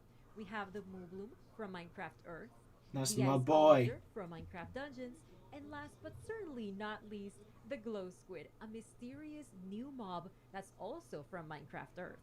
But you may be wondering which one's going to be added to the game. Well, that's up to you, the community, to decide, because throughout the show, all of you are going to be able to vote for your favorite mob on the Minecraft Twitter page as long as you're signed in. There's also going to be multiple voting rounds, so make sure you keep an eye on the vote, because things move very quickly, and we need to make sure that the best mob wins, and that one, in my opinion, is the Glow Squid, because that's the one that I'm rooting for, and that's the one that I'm going to be voting for. Nah, it's Moobloom. Moobloom. Stick around to find out more about these brand new Minecraft mobs. Thanks, Marielle. Well, I just want to say I actually want all the mobs, if that's even possible. Can we make that happen? Now, one of my favorite things this year to come to Minecraft is the 1.16 Nether update. There wasn't much to do in the Nether, in my personal opinion, and this update, I think everyone enjoyed it, me personally. I was already a little bit afraid of the Nether, but now I'm even more scared, but in a good way. It makes me want to go there, makes me want to do things, and there's so much that you can do in the Nether. The Nether is much better now, I will agree. This is, I keep forgetting, yes, I'm live, I need to speak the word. But that's just my story. This is why. Stories from a few creators and friends around the world. Yay. Hello everyone, my name is Gemini Tay. I am a Minecraft builder and content creator on both YouTube and Twitch. Imagine they get 2 meat in it. To create art, and this year I had a particularly amazing time doing so. I was invited to the early access beta for Minecraft with RTX on Windows 10 edition, and oh my gosh, you get any of the Dream SMP guys. Minecraft with RTX adds so many new amazing properties to the game. The new reflections and light emissivity is incredible. I'm just so annoyed RTX can't be on Java. The building block in the game is something I've looked forward to for such a long time, and it's finally here. Definitely have had such an amazing time using that to my advantage to create more depth and dimension in my Minecraft worlds.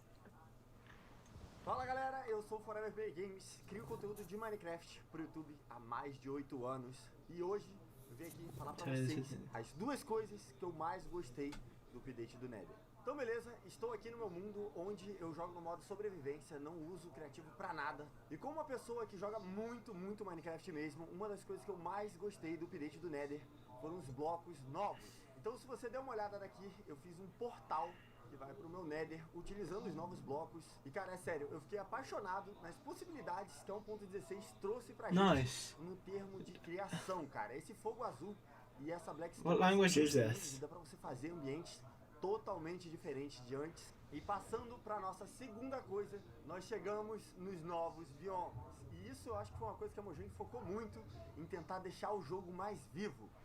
E cara, pra quem joga Minecraft há muitos anos, é muito divertido olhar This guy's Nether looks really cool. De uma forma tão diferente assim. Hey everyone, I'm Mac and Cheese Please, a Minecraft YouTube content creator and Twitch streamer. My favorite memory from Minecraft this year has got to be when we defeated the Ender Dragon for the very first time. I have never seen this fight before and had no idea what to expect. We spent hours and hours preparing and defeated the Ender Dragon our first try in about 15 minutes. It was so much fun. I cannot wait to see what Minecraft has in store for us this year. This is just another update trailer.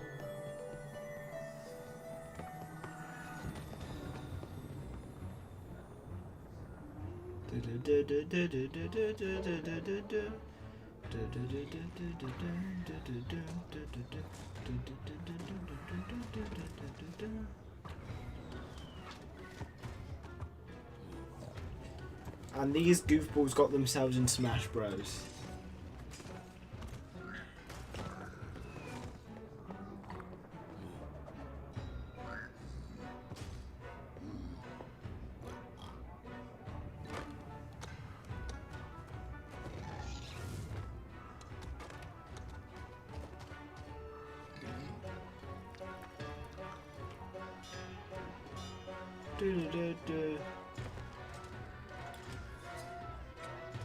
In the end, it just becomes a King of the Hill battle in this trailer.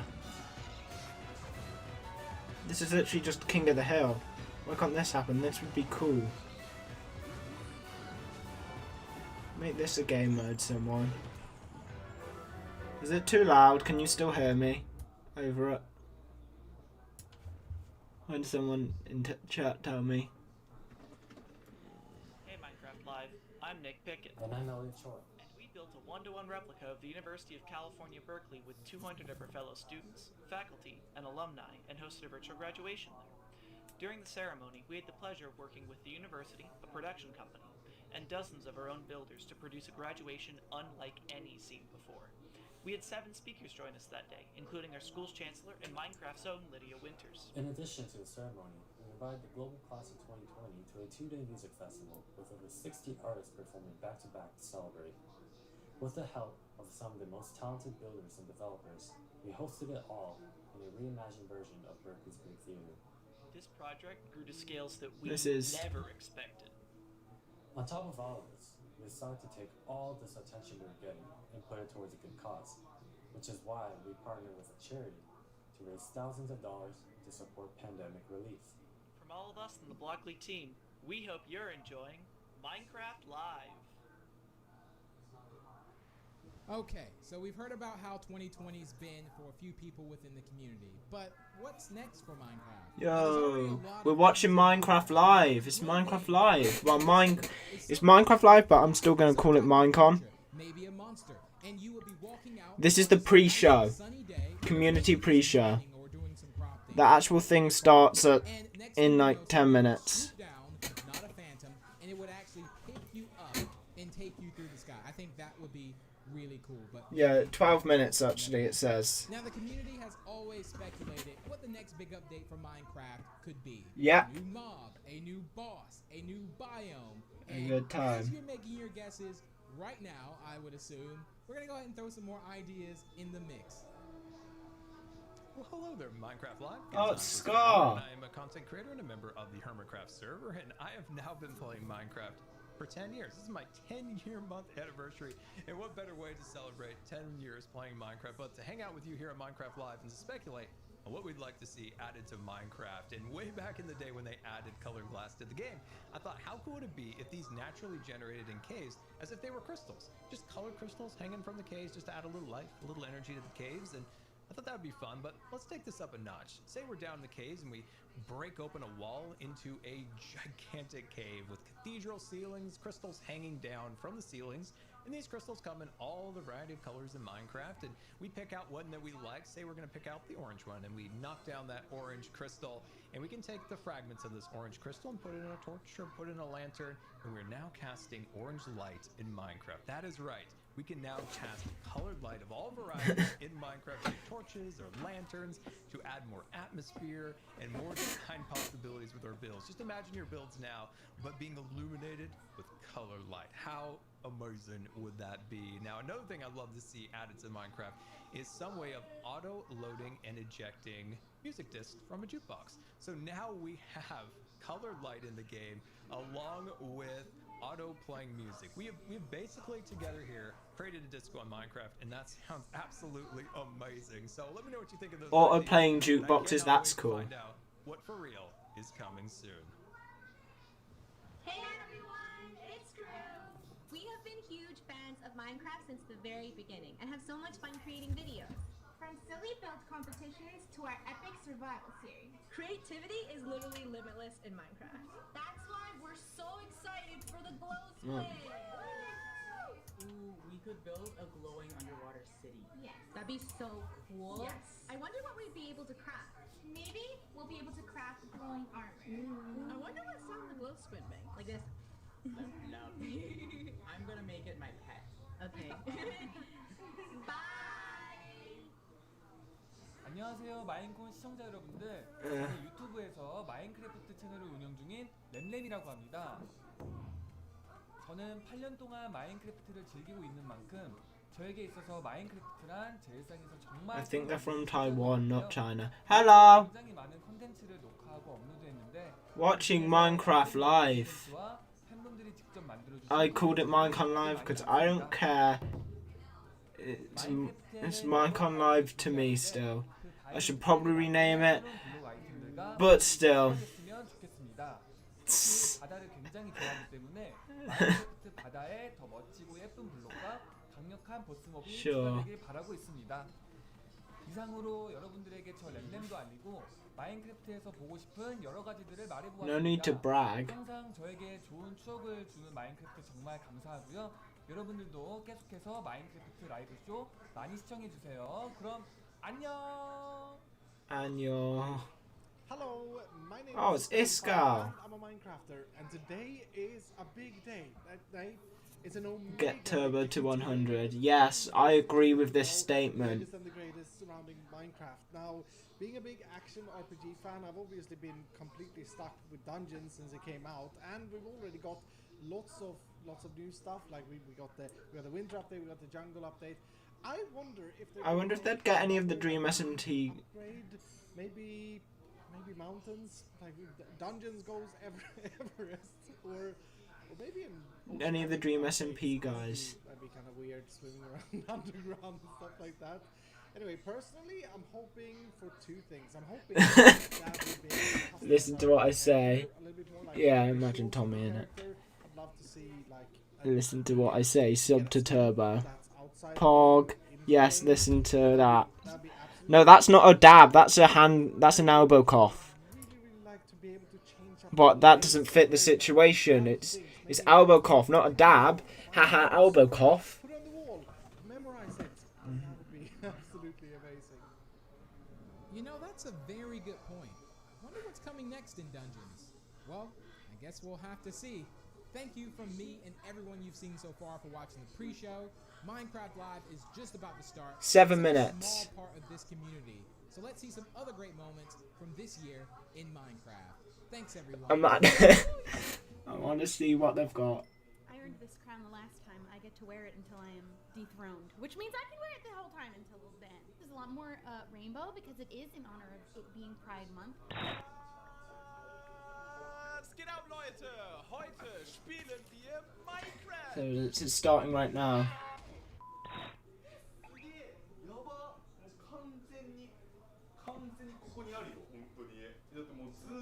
Show me some Dream SMP, guys. Already, but I really want to use the real Minecraft hearts that come out from the pets when you give them a treat. So I just went into Feather Adventures and I made a green screen inside of the dog's house and for feathers as well. Así es, llegamos con el Nether Update en donde van a agregar nuevos biomas, animales, mobs, hasta puede haber alimento ahí dentro del Nether. ¿Cuándo se nos hubiera ocurrido eso? Así que va a estar muy buena esta actualización que al fin llegó. I mean, how can I Ant Venom about transforming the look and feel of Minecraft from this scene with RTX off to this with RTX on? Ant Venom's so recognizable.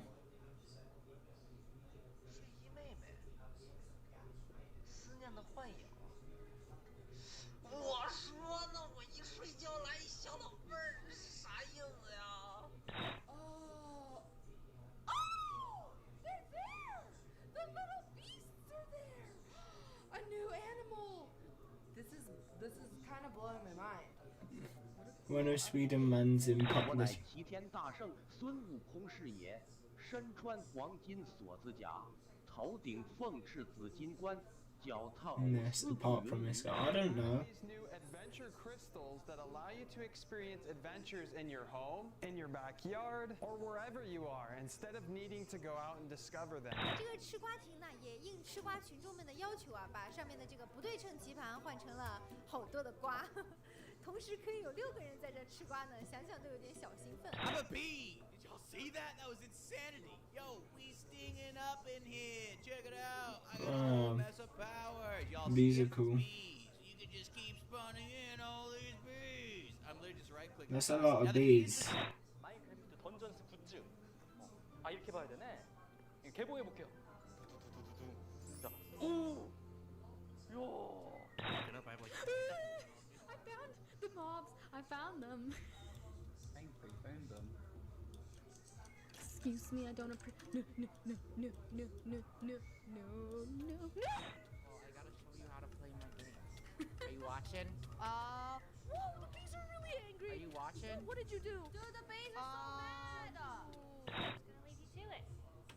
Perhaps one of these other Great birds British is helpful in it instead. streamer. Ooh. Oh my gosh. No, La abeja es el primer artrópodo del juego que vuela. Los demás que hay en el juego son el pez de plata, los endermitas, las arañas. Quebra. Ok. Olha só tanto zumbi! Oi, zumbi! Tchau, tchau, tchau, tchau. 下一个任务是什么？分享一次家园，获得50金币。3、2、1，茄子，分享给好友，就给你了。二哈的二哈哈。 This is so epic. Meu Deus, olha o porcão! É o Puma! Cadê o timão? Akula Matata! Guten Tag, meine Damen und Herren, und herzlich willkommen zu einer weiteren extremen, ultramäßig harten Challenge. Wir werden heute komplett Minecraft auf den Kopf stellen. TNT, I'm taking this, okay? Dan, steady. What do I do with it? What do I do with it? It's on my head and I don't know what to do with it. Okay, give me an opportunity. Set me up. Oh, there's a lot of zombies. Throw it in the middle. Ooh, and it worked. Here we go. It did there. This is. We have 2 more minutes. 3 minutes apparently.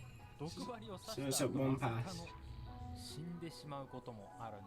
They sometimes actually end up dying. I feel like that's not the right trend. Hey, look, here's Swede. Ragazzi, tutto nuovo. Oh mio Dio, hanno cambiato il Nether. Ci sarà tantissimo da esplorare. Io non vedo l'ora. Il fuoco blu. Il fuoco blu. What? Don't take all the cakes. El daño y cómo vas creciendo depende de 2 cosas: el nivel.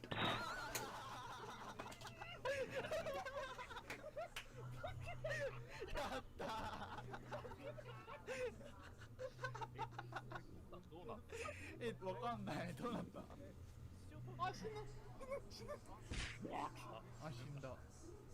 네? どっから来るの? あ、いた. Look at them. Oh, they are so cute. And that, right there, ladies and gentlemen, is our first bee nest. Look at that. I love Mumbo seeing jumbo. the light beams. The boy. Yeah. Teleport to spoonerism? Where did you die? Why would you want to teleport to me? Oh, I'm doing it now. Oh no.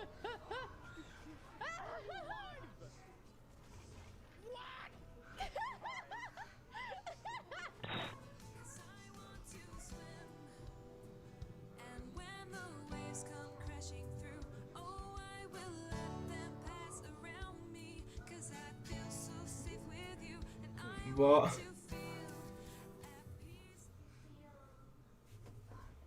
Oh, they didn't even show Dweem. Dweem, the literal biggest Minecraft YouTuber, they didn't show Dweem.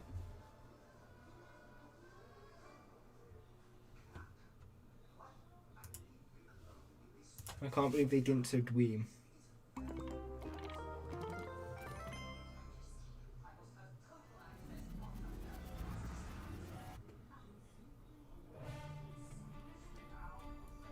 It's our boy, the zombie.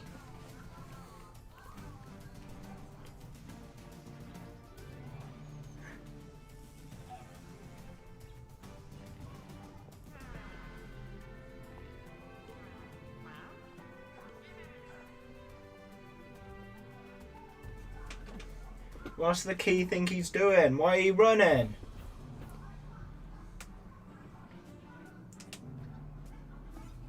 Look, the isolager.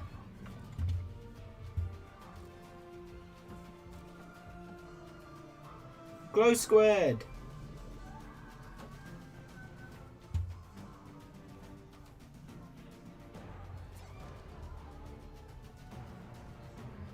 Moo Bloom. Moo Bloom. My boy. Hello and welcome to Minecraft Live 2020. It's begun. I'm Lydia Winters, your host and chief storyteller for Mojang Studios. We're coming to you live from Stockholm, Sweden, the birthplace of Minecraft. Some of our amazing We're in team members Stockholm. couldn't be here today, so we recorded the Minecraft Earth and Creator Tools segments in Redmond earlier this week. We are so thankful you're joining us.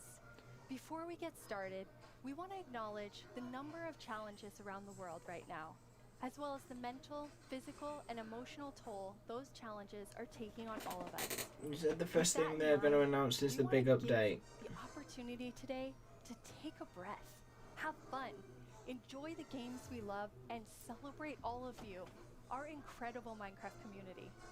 It won't all Yeah, be we are easy. incredible You'll have boys. to decide which mob to vote into the game, Moo Bloom. which, based on votes in previous years, will be super tough.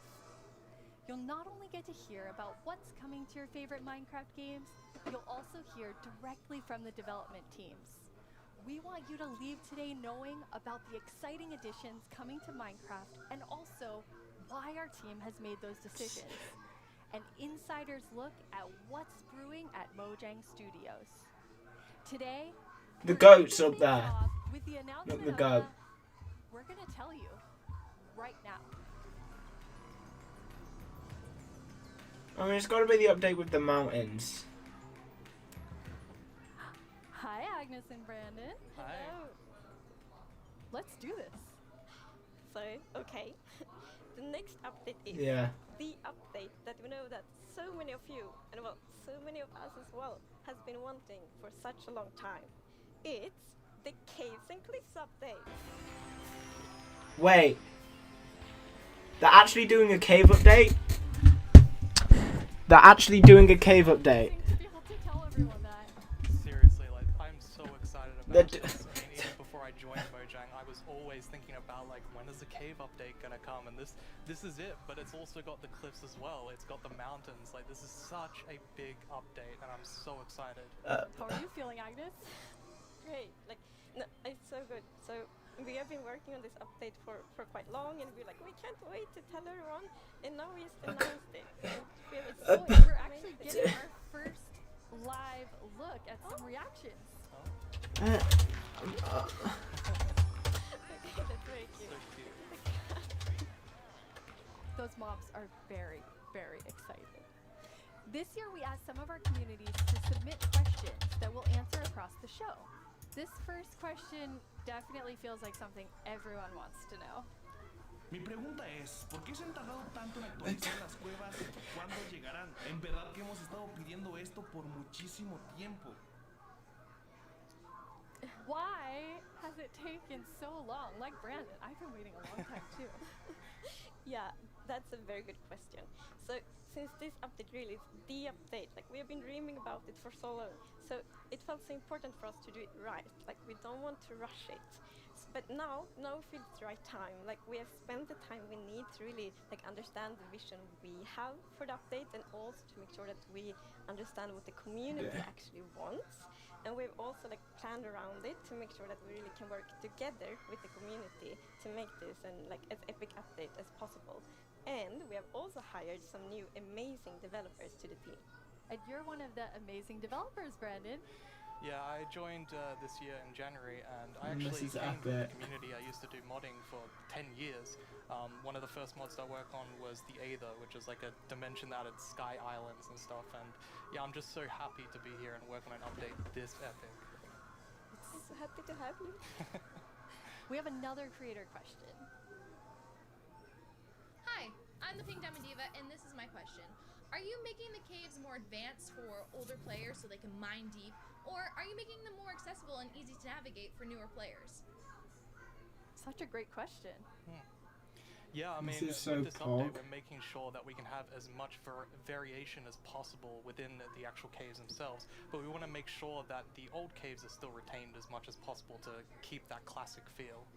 Yeah, and we really also looked into to make sure that we have something for everyone, because you know we have such a huge community, and it's also a very diverse community, and that's such a beautiful thing. So we really Cave want update. to have something for everyone. Cave So update. actually, we made sure to map Bruh. the features in the update to different player styles to really see that we fulfill that goal. That's so cool. And you had such a big thought process on how you decide what even goes into an update this big. Yeah, we have spent quite a lot of time on just making sure that we have a very good like fundament for the update. For example, we did the player style mapping, and we've also worked with design pillars.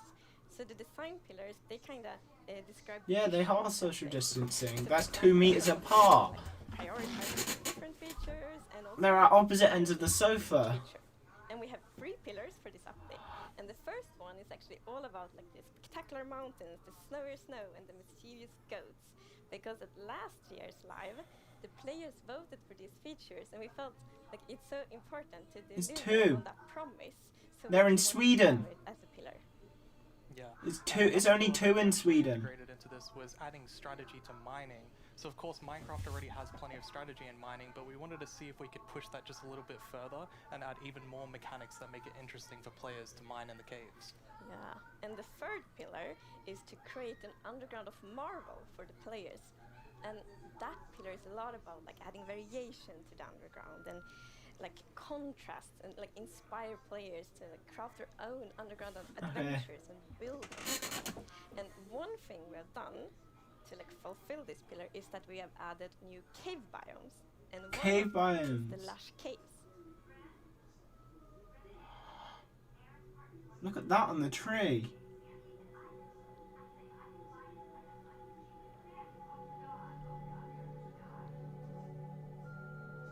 This is so cool.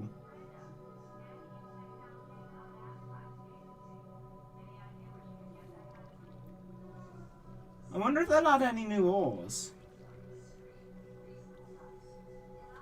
Surely that's a new mob that might grab you. That looks like it's a mob, not a plant. That might grab you or something.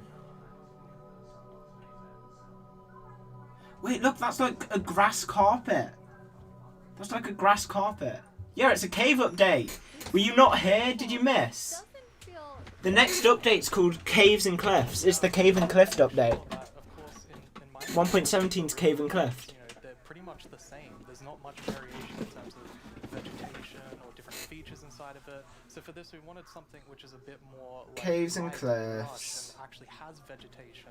And I think Bro, you missed it. They revealed it. The inspiration behind it. No, it's the lush cave. That means it's green. Feel when you're in a lush cave.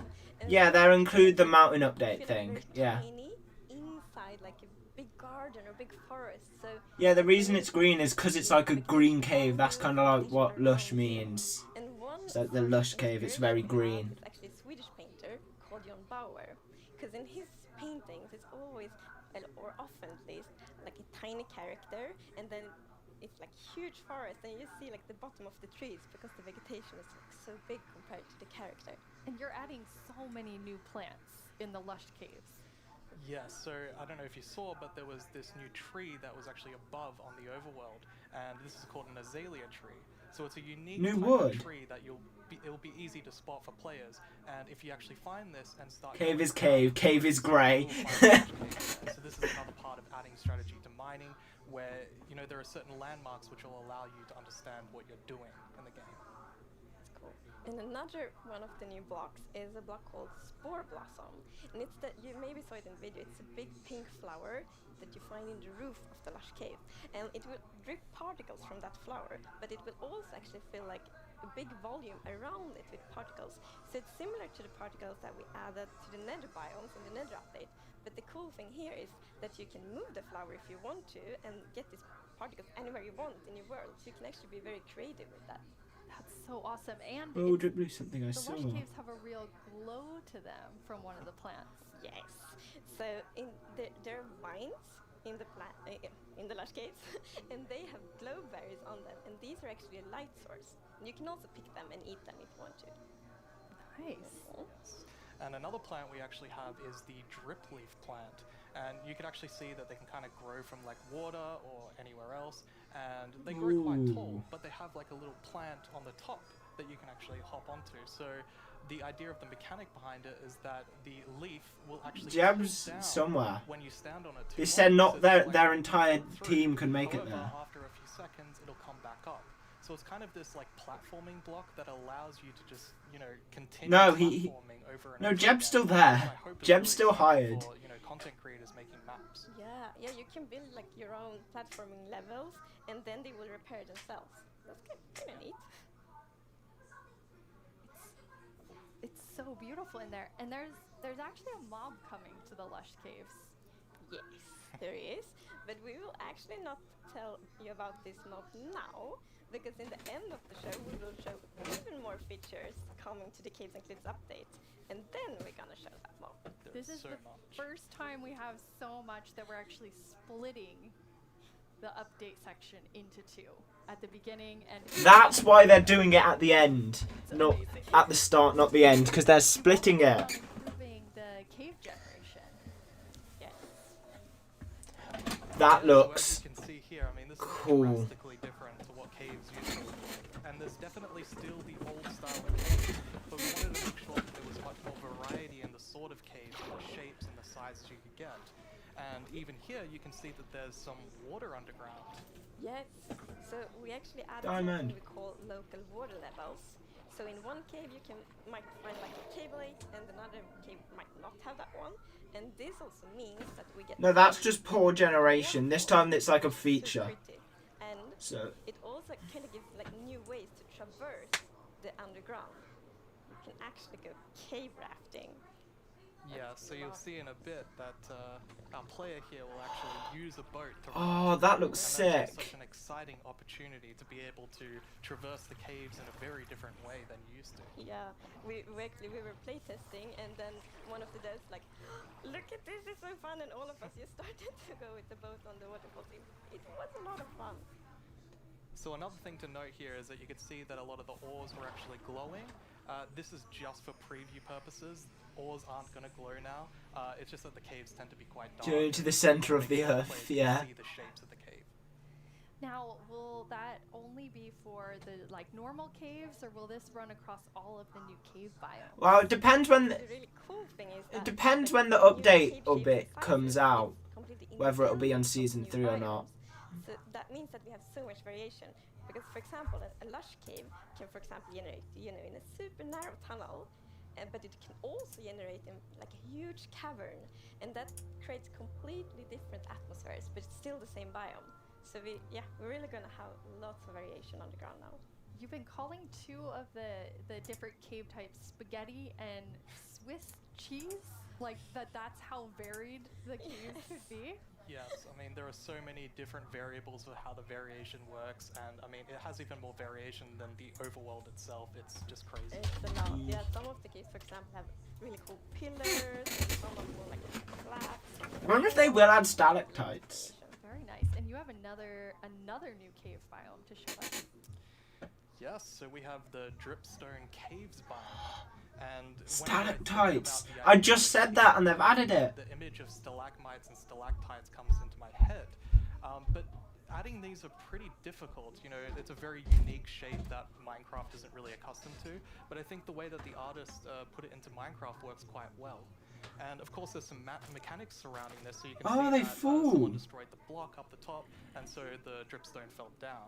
And also, unfortunately for this zombie here, if you fall on these dripstones, you will get hurt. Poor zombie.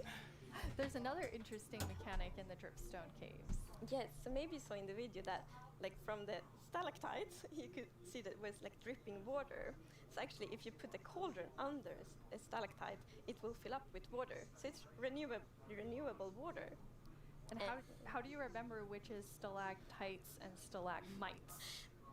Well, that's a very good question. It has been very tricky to remember that, but I think I learned. So we actually, it's hold on tight to stalactite. I clicked the wrong thing. So sorry about that. Is in the roof, and stalagmite is on the floor. Perfect. Yeah. We've been practicing that, all of us. For a long time, like even. Stalactite is off ceiling. Stalagmite is off the floor. Yes, so we've actually been thinking about this redstone block that lives in the deep dark, a new biome at the deepest depths of the world. We're not going to talk about this biome too much today, but we are going to show some of the blocks and maybe later a mob that comes from it. So if we look at the video, we can actually see that that's cool. This growth, and this is called the skulk blocks. And one of the blocks is called the skulk sensor. This is the new redstone block. As you can see, when you place or destroy a block, or if you have footsteps, it'll actually detect the vibrations around. This is so cool. No, it's not end. It's for at the very bottom. It's like right by bedrock. We even have a mechanic around it where you can actually use wool with wool occlusion to essentially prevent signals from being able to... It's for right at the bottom of the world, like round bedrock. Yeah, the redstone, like, it's like a sensor, basically. It's a sensor, that's what it is. The piston is causing a vibration, and then it's activating. It's vibration. Going over and over again. But here, oh, it's sound. It's based off sound. Which prevents the signal from going to the skulk sensor. This can allow you to even do sort of... That makes you a clock. ...sensors where you can put wall blocks on each side and only allow it to detect vibrations in front of it. And vibrations can be so many different things. You know, it can be a snowball hit, it could be an arrow, it could be footsteps, it could be blocks. This is so cool. So cool. Yeah. And another thing, we had a bit of a happy accident with this, because we realized that we get wireless redstone thanks to the skulk sensor. Yes. So, and we didn't even plan to add it. Wireless redstone, boys! Like, wait, we got wireless redstone, and that's so exciting, and, well, you can just build so many cool things with that. It's going to be exciting to see what the community will build. Yeah, you're really looking for community feedback to make sure this, like, feels great for everyone. This is such a great update. Mechanic. We really want to make sure that we get it right, and you know we love the redstone community, and we want to make sure that we do it right. So any feedback, any ideas, send it to us, and we will work with you to make this the best block that it can be. And now we said there's another mob coming later, but I think it's time for a new mob coming to the Caves and Cliffs update. It is, and this is a very scary mob. And it lives in the deepest of the underground, in the deep dark. And this is a very dark place. And the cool thing... No, it's not the goat. It's very well adapted to the environment. Because it's in the dark place, it's in the cave. It's the first blind mob in Minecraft. It's a blind mob. And that's very interesting, because it gives such interesting mechanics. So instead, it will react to vibrations, just like the skulk sensor block. So, if you aren't like very careful when you walk around in the deep dark, you might upset that mob. Yeah, with this mob, we really wanted to make sure that Can we you just show us captured the mob? that feeling of the first night of Minecraft. And like we can often forget that Minecraft can be a pretty scary game. So we wanted to make sure that we could kind of go back to that. I mean, caves can be scary; they're dark. And Yeah, it might be that redstone might be redstone golem. That might be cool if they had that from. But I don't think this will be the Minecon. The Warden. Oh, this new stone looks awesome.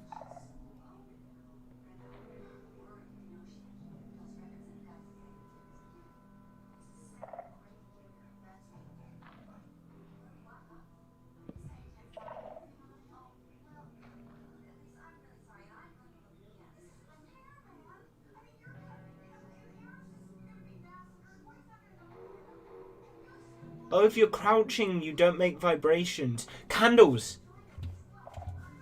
Candles.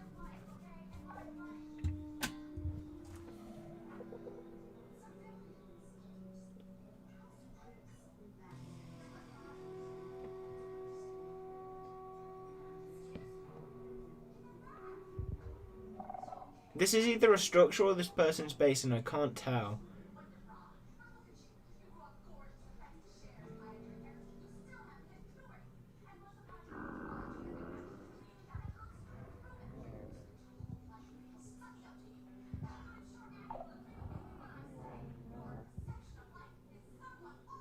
That's a cool mob.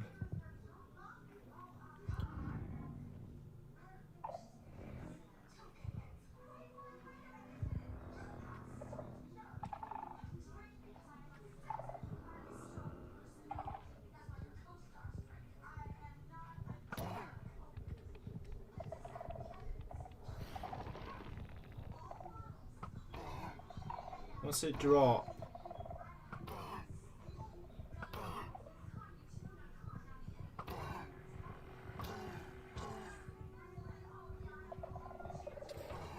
That does damage. And they're either in diamond or netherite, and I think it's netherite. It's probably not enchanted, but still, that did a lot of damage. What did we just see? It's a very different mob. I'm really excited for this because not only is it trying to be scary, it's, you know, we had to keep a balance to it. It was very challenging to design. The Warden.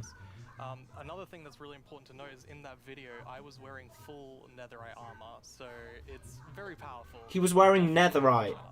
Yeah. Which I think also is such an interesting gameplay, because like if you want. No, it's balanced because if you're quiet. Then you need to really be careful, like sneak all the time. You need to be quiet. And, like any kind of movement that it will detect, but that's a lot of fun and it's like it's scary. No, how that mob works is it's sound. If you're quiet, so crouching, he won't attack you. Crouching makes no vibrations. Experience when I first played Minecraft. Like, it was terrifying listening to zombies underneath my house and in the caves, and hopefully we can bring that back to players, but you know, 10 years later. Yeah. But that will be just amazing, because you hear so many lovely first night stories. It's such a big thing, and I mean, I'm also very fond of my first night in Minecraft, so we hope to give that experience again. But you really balance sort of the look of it. It's like it's almost cute, but also really, really terrifying. How did you decide? We actually worked a lot on how does scariness look in Minecraft? Because we wanted to be very scary, and we didn't want. It's friends with bunnies. It's friends with bunnies. Let's add some derpiness to it. So like a mix. So for example, we added mouth. I love the mouth, and some actually reacted like, oh, it's so cute, which I think it's more scary, but I think the way they drew it there just made it look cute, not scary. It's much more scary in the game than in that drawing. Sitting up here, you just announced an update that everyone has been waiting for, and we actually have some tweets that have come in. Oh, that's awesome. Okay, that's amazing to see. So much excitement. Oh, even more tweets. It's lovely.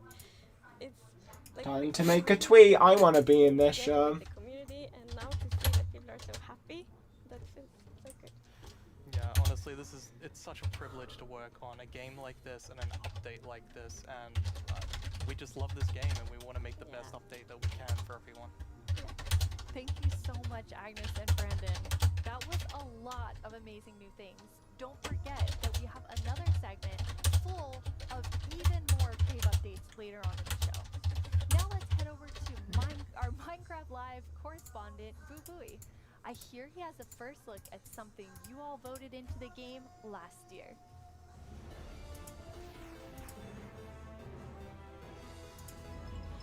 Hello, Minecrafters of the world. I'm Boo Booey, and I'm here once again to help all of you at home to choose a mob that will go into Minecraft. But first, we have a message from our good friend Max Brooks, author of our first Minecraft novel, with some exciting news. Hey Minecraft community, it's Max Brooks, author of Minecraft The Island. Thank you so much for embracing my book, and I hope you enjoy the sequel, Minecraft The Mountain, where our character leaves the island and paddles to a strange snow-covered world and discovers another castle. Let's go. And together, the two of them have to find their way home. Moo Bloom. Minecraft The Mountain. Just take your phone. Wait, no, you're watching on your computer. Just use your phone. Thank you for embracing all Minecraft books. That sounds awesome. Oh, look, there's times. Look, there's London and Stockholm. The mountain. Speaking of mountains, remember last year's vote? It was a fierce competition, but the mountains won after 2 intense rounds of voting. Well, I have a sneak peek into what your vote is bringing to Minecraft on the cliff side of the Caves and Cliffs update. Goats. They're both mischievous and adorable. Oh, why can they jump so high?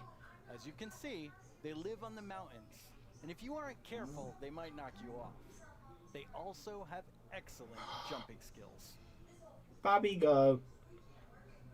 We'll also get better mountain generation with spectacular and more dramatic mountains with height-dependent generation. That means things like tree lines and mountaintops that will be more challenging. Oh, so like trees can only grow up. That's very nice. Yes, it will be snowier. We will also have a new block called Powder Snow. Powder Snow. It will be a kind of trap block. It looks similar to snow, but if you or a mob walk on it, you will fall right through. Now let's talk about this year's vote. We have 3 awesome mobs for you to choose from. And to introduce them, we once again Snowy Snow. Tiny Agnes and Tiny Jens. Let's see what they have to show. Oh. Moo Bloom's my boy. Just like we are, right, Agnes? These friendly cows live in the flower forest biome, yellow as sunshine and covered in beautiful flowers. What's not to like about these beautiful bovines? We are friends, right, Agnes? Why do we have to record these videos on an actual mountain? They are animated.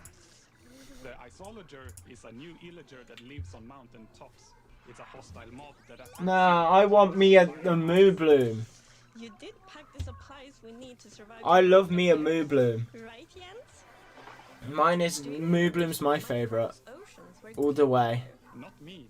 I always wish for world peace. Sure you do. Well, wish no more. Meet the glow squid. Wow. What was I meant to say again? Vote for Minecraft? Can't talk. Must admire glow.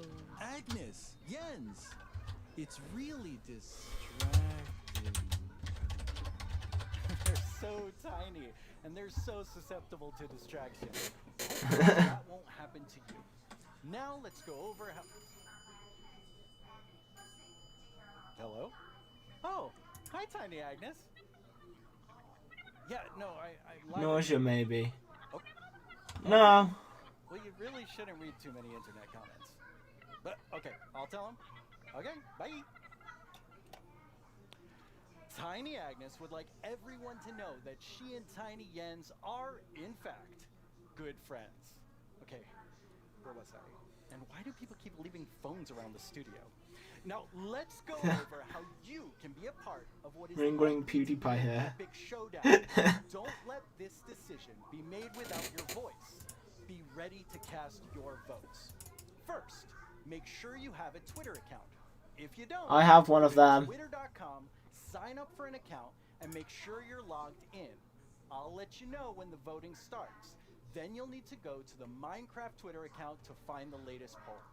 Think carefully, debate with your friends and family. I'm debating. You guys are friends and family. To make it into Minecraft. There will be I guess. 2 voting sessions, and I'll let you know when each one begins. For now, just be ready and keep dreaming of victory for your favorite mob.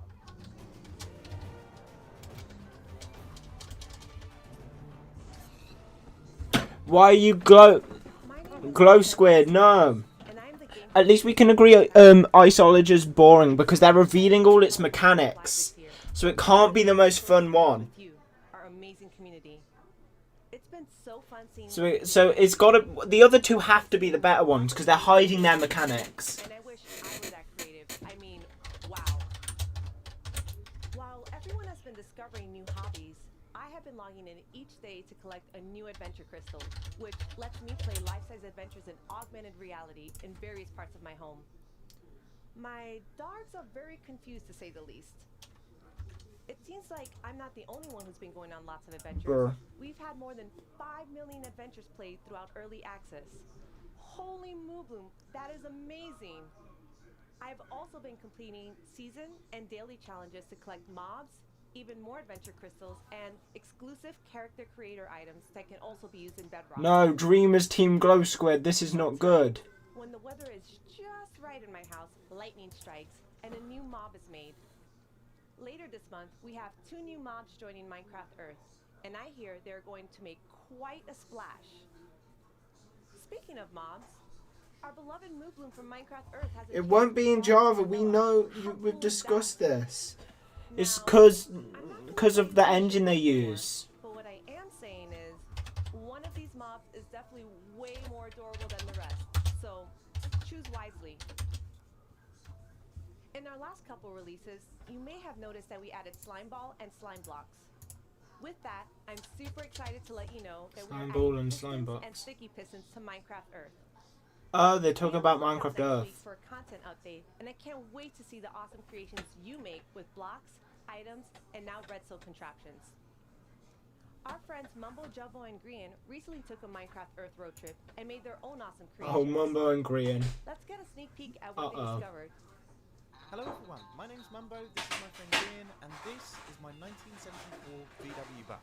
There's no air conditioning, there's no heating, there's no radio, there's no anti-locking brakes, no power steering. I've owned it for about 4 years, and to be frankly honest, it's pants. Times were very different in the 1970s, so it's ridiculously slow, and it's definitely lacking some of the modern comforts you would usually expect to find in a car these days. We are embarking on a grand tour of England, going from the south coast up to Wales, and it's going to take Wales ain't England. days. I'll be honest, Graham, mate, would you class that as a grand tour? Well, yes. We have no radios, so it's going to feel a lot longer. You see, this is a regular road trip in a rubbish old van. This is a Minecraft Earth road trip in a rubbish old van. With Minecraft Earth being a game you can play on the move, we thought we would travel to a bunch of different locations in the UK. Some of them are iconic, some of them just feel very Minecrafty, and some of them are barely linked to Minecraft at all, but we just really wanted to go to them, so we did. He took it out on the guy next to him. We also had a go at integrating Minecraft Earth with real life. Minecraft Earth Frisbee is a bit of a challenge. Sorry. Minecraft Earth Badminton can be quite dangerous to onlookers. Sorry, John. And real life Oh, right side steering wheel, right. difficult to construct. Yeah, that's how. Film this angle. There we go, look, it's our sand block. All in all though, the road trip was a huge success and we had a lot of fun. You can expect to see the full-length episodes appearing on our channels very, very soon. Wow, it looks like Mumbo, Jumbo, and Green had quite the Minecraft Earth adventures. At Mojang Studios, we've also been making more original content than ever before on our Minecraft YouTube channel.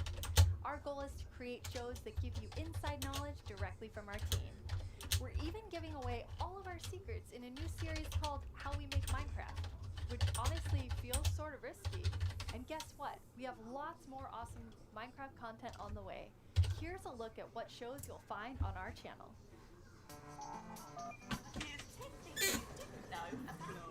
Yo to the yo-yo. My name is Jens, I'm here. Wait, no!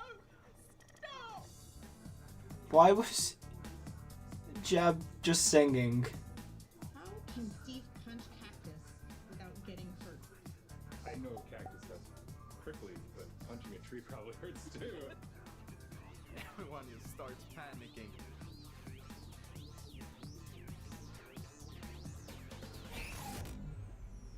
Please like and subscribe. Phil, I saw a Phil's of Minecraft. But really, you should. It's good stuff. In 2017, I saw a Phil's of Minecraft. For the terror that is the Phantom, and I personally have not forgiven you for that. In 2018, the Taiga won your vote with fantastic foxes. Last year, it was the mountains with our soon-to-be friends, the goats. What will you, the Minecraft community, do this year? Let's review our choices once more. I was inspired by some of the amazing handcrafted things I've seen made by our community over the years. So I decided to make my own versions of our 3 mob choices. Hi, babies. For illustrative purposes. I think I did a pretty great job. Took me 3 months. Each. Anyway, Each. all the way from Minecraft Dungeons, we have the Iceologer. They make clouds of ice that smash down on whomever they are attacking. Not quite as chill as they look. From Minecraft Earth, we have the adorable Moo Bloom. I hear they may come with a new flower, the Buttercup. And I'm pretty sure they'll be best pals with bees. New Also from flower. Minecraft Earth, the Glow Squid. As the tiny trio will surely attest, they sure are distracting to look at. The first voting poll is now live on the Minecraft Twitter. Vote. Make sure Glow Squid. Go to the poll right now and click the mob you want to win. We'll check back in before we start the second and final poll. Now, though, I'd like to welcome Laura to my desk to talk about the dungeoniest Minecraft game ever, Minecraft Dungeons. Hello, Laura. Hi. Thanks for having me. Very excited that you're here. Nice. So, what do you do at Mojang Studios? I am a game designer. This is a lie. There is no I'm the one that update. has to decide how difficult the bosses are. So I'm sorry about that one. You can blame me for that. I think people will blame you for that. That's okay. While I have you here on the stage, which mob are you voting for? I think if I don't say I am voting for the Iceologer, my team will kill me. So, but it's an amazing mob. It brings a lot of fun to dungeons, and I think it will bring a lot of fun to Minecraft as well. Okay. I figured you would say that, but I had to ask. So tell me about the launch of Dungeons this year. Oh wow, that was quite the ride. It was such a crazy launch. I don't think anybody in the team expected to ever release a game from home. So we were all sitting in this like massive Teams call and like sharing streams with each other. Yeah, the Buttercup is a flower. And it was very good. It was fun in a different way. What would you say was your favorite thing from the release? I think it was. I am how being lied people to. together We have been to play the had. game. It was very fun to see parents like show their children dungeon crawlers and children show their parents Minecraft. I don't know, it was very nice to see everyone just sit together and play and enjoy. That sounds wonderful. Yes. Well, let's take a look at what the community has done with what's come out so far. Yeah. Cannot actually believe that we like got close to the end and it was like, no, well, time to be blown up by more creepers. They absolutely hate you, these creepers. Oh yeah, Tom, you're welcome to join actually. I'm just gonna continue to try refreshing the stream. So the village merchant, a really cool merchant, simple, straightforward items, and definitely a nice addition to the game. A good replacement for the wandering trader. Now let's go check in with our friend the blacksmith here. This is definitely something that I'm looking forward to because this is one of the coolest things that has possibly come to the game. Pô, tem que matar uma guinha. Ai, morri. Galera, me ajuda. Calma aí, vou te ressuscitar. Calma aí, eu vou dar cover aqui. Que isso, Davizinho já tá me ressuscitando. Oh boy, oh boy. Alright, I see what's going on here.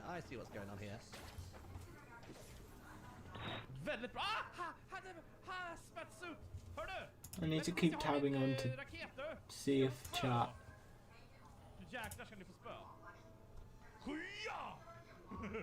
Oh, the vote's there, Moobloom! You monster!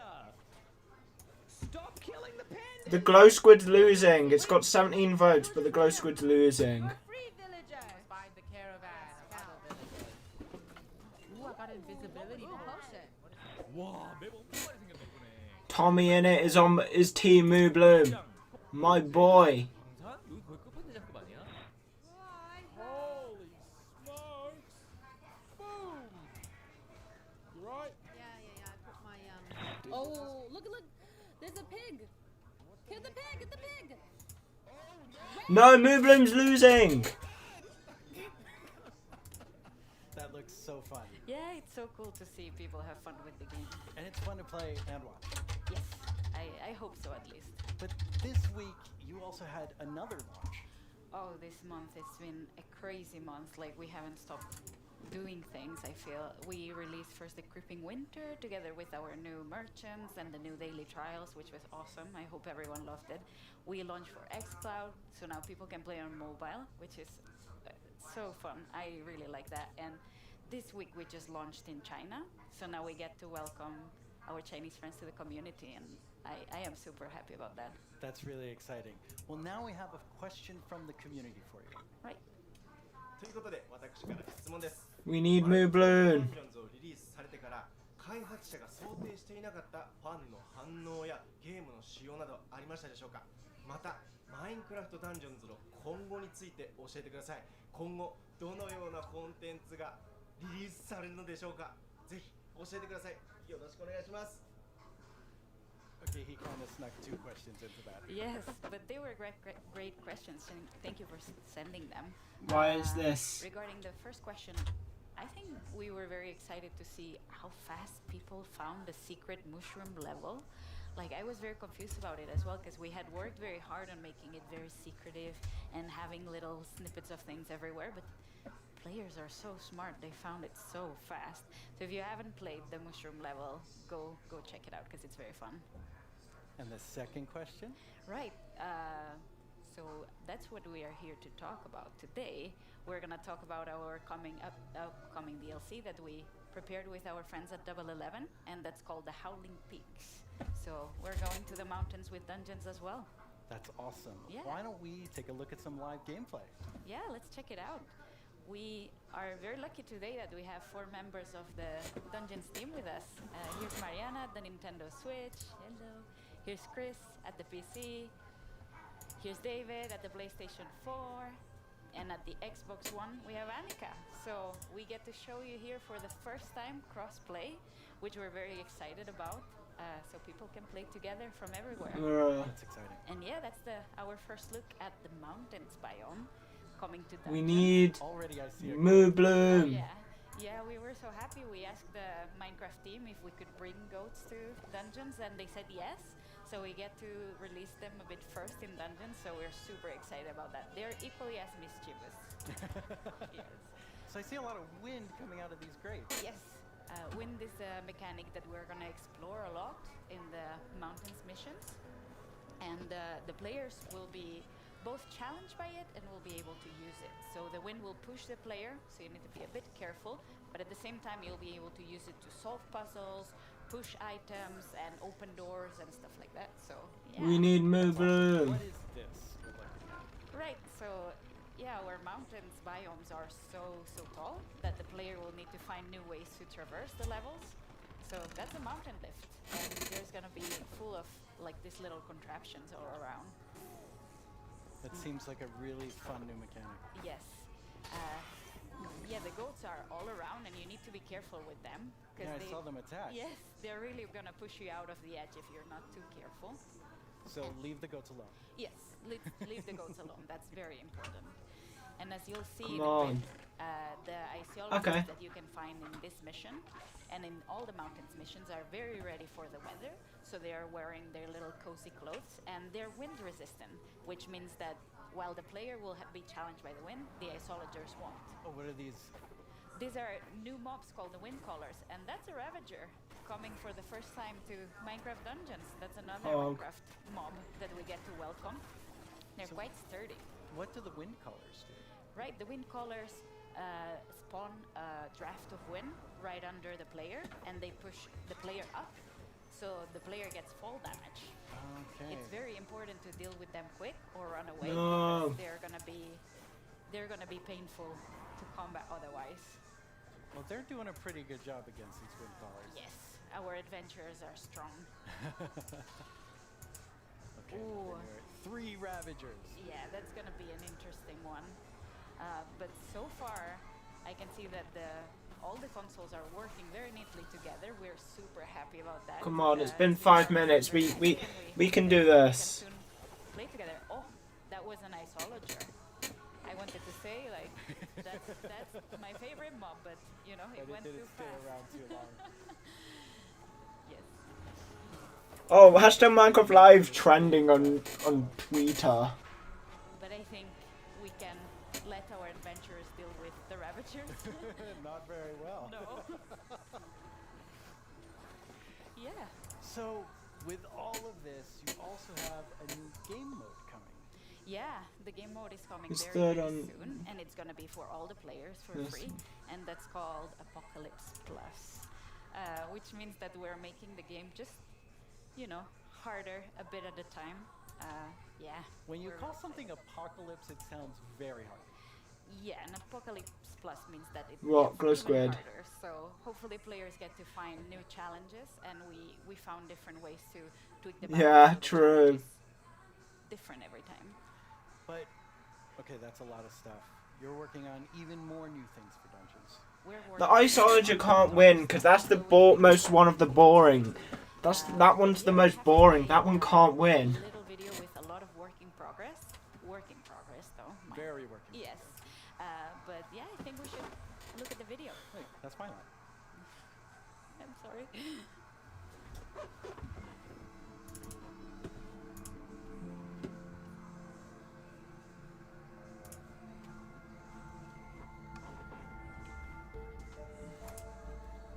Wait, why is Mr. Beast? What? Oh yes, the Moo Bloom's catching up. My boy Moo Bloom.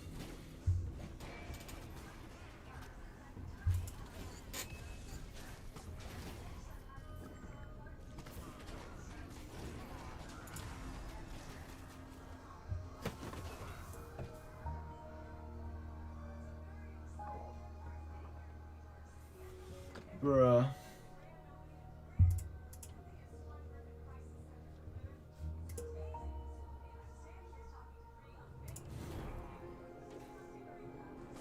Yes, Glow Squid's Moo Bloom's catching up. My man. The votes have slowed down. Slowed down for the other two. We will prevail. One of my favorite things we do at Mojang Studios is Minecraft Education Edition. Students around the world are able to learn in exciting and interactive ways using the game as a learning-based platform. Students and teachers in 150 It went out 8 countries minutes ago. around the world There's are like able to collaborate, learn, and share together. nine actually. There's 11 minutes Connect left. people. And we've seen that now more than ever with Minecraft Education Edition being used in remote learning. When you're in the game, you don't have to feel so far away from your classmates. From creating graduation ceremonies in Japan, to creating first day orientations for American universities, to teachers doing virtual meetups. We've seen students and teachers using the game in incredible ways. Today, we're Boy, launching do our I first wish I ever could use the Minecraft Minecraft Education Edition. global challenge for students around the world to build a better world with us. Over the past few months, we've seen wildlife roam through cities while humans stayed inside. Without cruise ships and ferries around, dolphins visited the port of Cagliari in Sardinia, Italy, and wild boar roamed the streets of Barcelona. But what if animals could share space with humans all the time? Today, Fog. we're kicking off the first ever Minecraft Education Global Build Championship and asking students around the world to design and build healthy spaces for humans and animals to coexist together. What will you build? Hey, I'm Ayana. I'm a developer in the Minecraft team.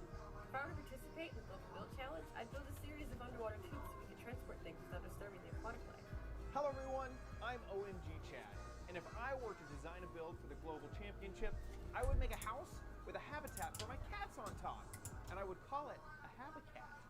どうもこんにちは、カーボンです。僕だったら日本っぽい建築で勝負したい。Hola, nosotros somos los hermanos Leo y si estuviéramos participando en la dinámica mundial de Minecraft construiríamos unas viviendas camufladas con la vegetación del entorno para que los animales no se espanten. ¡Participa! Design and build your own solution in Minecraft Education Edition. For the chance to win mine coins, awesome Minecraft gear, and a video Oh, show I need with me some Mojang mine Studios, coins. The championship opens today.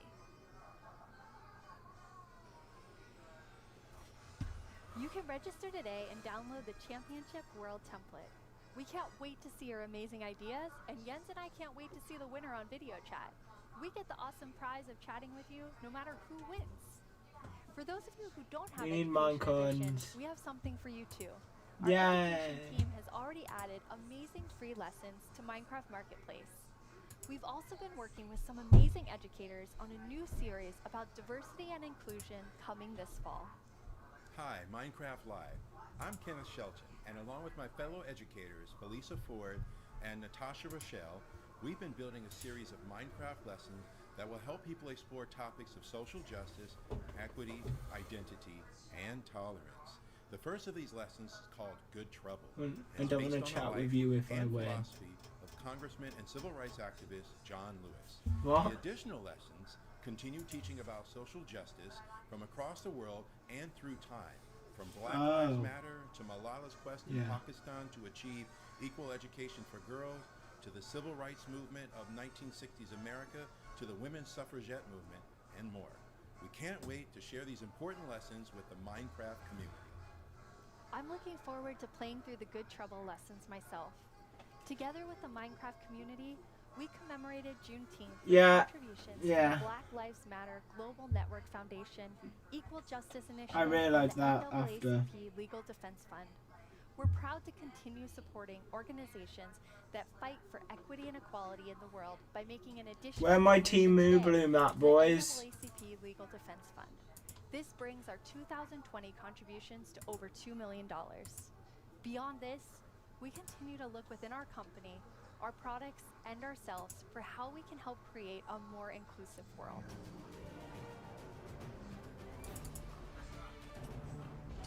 And beyond with Jab. Now it's time for a It's our brand boy new segment of our Jab. show. You may have missed our next guest during the Minecraft update segment, but not to worry. You're about to get some dedicated time with the one and only Jeb. Hello. Hello. Thank you very much. It was very different not having you in the Minecraft update section. Yes, yes, it's a little bit different this year since we always want the ones that are actually working on the features of the games to be the ones to get to talk about them, because we feel that it gets more genuine in that way. So what are you working on then? Yeah, that's a good question. No, I of course still spend a lot of time with Vanilla and Agnes and the team. I don't know, where did now Notch work go? With all our projects, all our games, and like the board games, and try to support our developers and designers to capture the Minecraft. He's got feeling like a and mansion make them fit or together. whatever. But honestly, everyone's so talented, so it's actually quite an easy job. But to help everyone both in Stockholm and in Redmond, I wrote a book, a Minecraft game design book. Are you trying to sell that to everyone in the audience watching? Isolage are bad. Only for Mojang Studios employees. It contains a lot of secrets. But it was helpful when the team grew to kind of explain. Diamond, if you're watching this, I don't know, you just replied to my tweet. For Vanilla in particular, there are some guiding. Isolage is the only one they revealed all the mechanics for, so the other two are hiding secrets. They're much better. But you did decide to share some today, so people can kind of see what's in the Jeb game design book. Absolutely. So one of these guiding principles is, it maybe sounds obvious, but that is it's always one block at a time. You place one block, you remove one block, you pull one lever, and you trigger one TNT, and of course that causes a big explosion.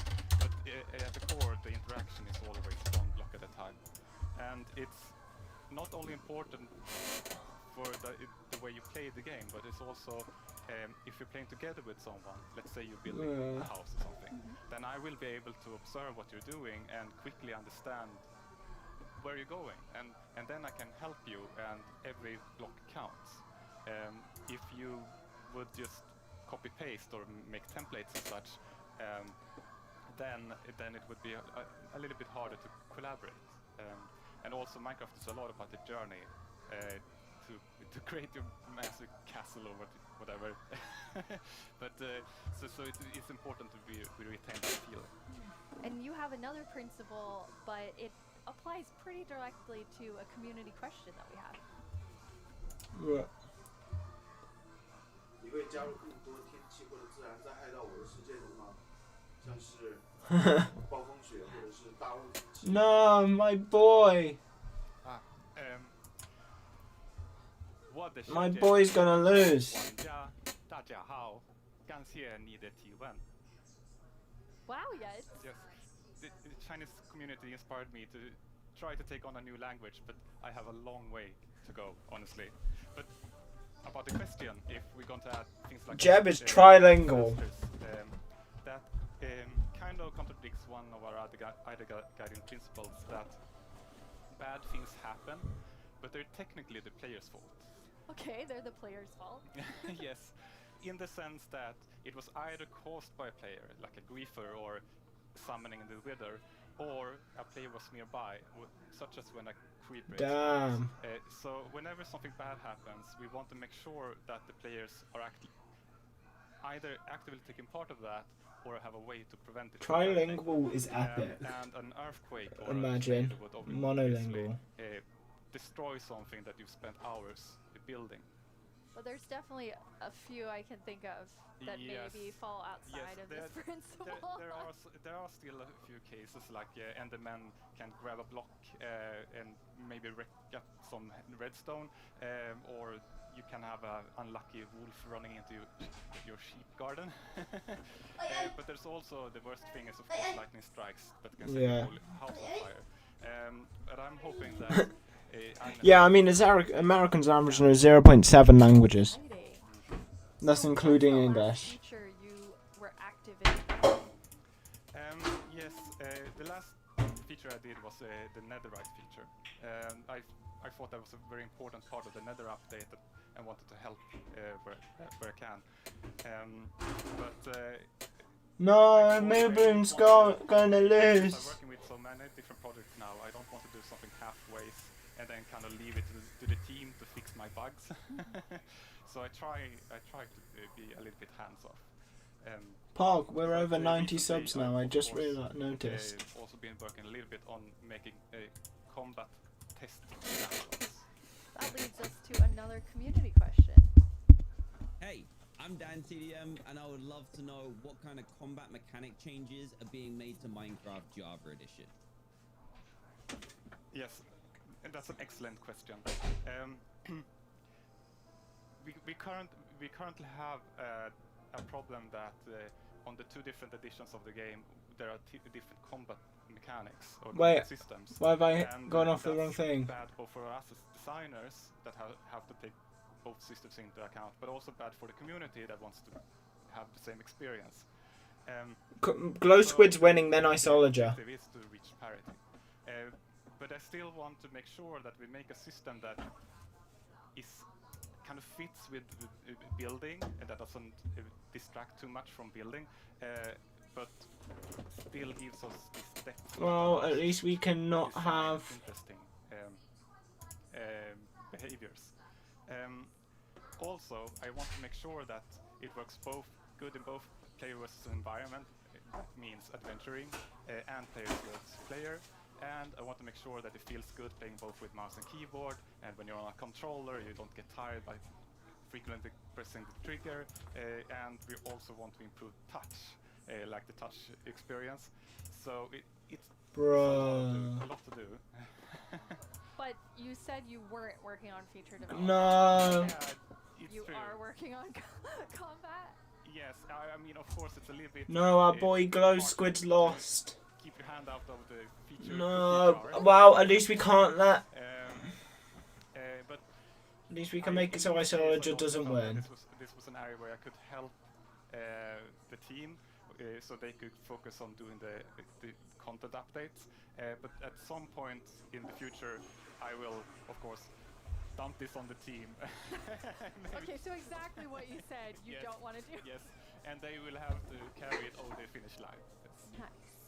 Now, speaking of combat, we just had a really cool announcement about Alex and Steve coming to Super Smash Brothers. Yes, and that is so amazing. And just like I said, like my job gets easier because everyone's so talented. And Yeah, who votes Isolager? And his team they really understand Minecraft and have made an absolutely amazing. I mean, Diamond's Isolager. There's another vote. It'll be between Glow Squid and Isolager. Minecraft Live をご覧の皆さん、こんにちは。大乱闘スマッシュブラザーズディレクター、空の This is what we watched earlier. スマブラにマインクラフトのダウンロードコンテンツが導入されます。スティーブやアレックスが参戦することが決定し、マインクラフトライブ前に特別放送をお届けしたのですが、見ていただけたでしょうか。もしまだの方はぜひご覧ください。スマブラであることを忘れるぐらい、マインクラフトのスピンオフとしても相当にすごい踏み込んだ表現を行っています。This is so cool. 発売までもう少しだけお時間いただきます。See ya. スティーブがマリオと戦う。アレックスがピカチュウと戦う。ゾンビやエンダーマンをアクションゲームで操作できる。リンクやカービィやソニックやロックマンやクラウドやリュウなど有名キャラクターとの共演が楽しめます。そして私も、マインクラフトファンの一人です。マインクラフトライブでの、発表を楽しみにしています。Sakurai Minecraft world is very good. That was a really big secret to keep. Yes, and it was a really hard secret to keep even in the studio because it was super secret. But it has been so much fun to work on. Yeah, it's amazing to see the community reaction. Yes. Okay, so we're gonna switch gears here. You have a sort of famous saying within the office, which is the world would be a better place if everyone played Minecraft. And why do you think that? Yeah, I suppose the code True. has a life of its own. It definitely has. But yes, I think Minecraft unleashes people's creativity and helps them collaborate, but also teaches them things like geometry, languages, and maths. So yes, I do think that the world would be a better place if everyone played Minecraft. But I know that you Minecraft equals are happiness. very engaged in building a better world.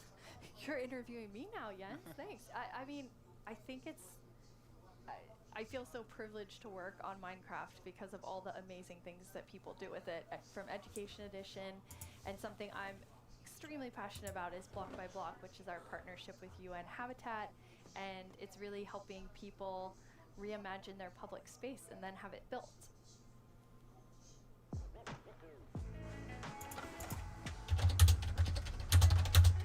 I love this place. It's such a nice area, but it has not always been like this.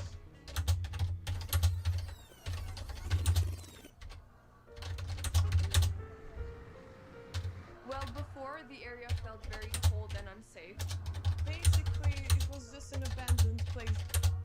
Block by Block is a program created by Mojang and UN Habitat where we use Minecraft to help community members redesign their neighborhoods. Kosovo has been impacted by years of conflict, and in those situations we often see communities divided and public spaces neglected.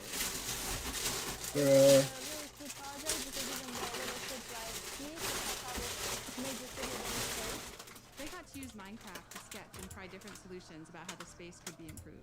It was very fun because you felt like to be able to help the city while just playing.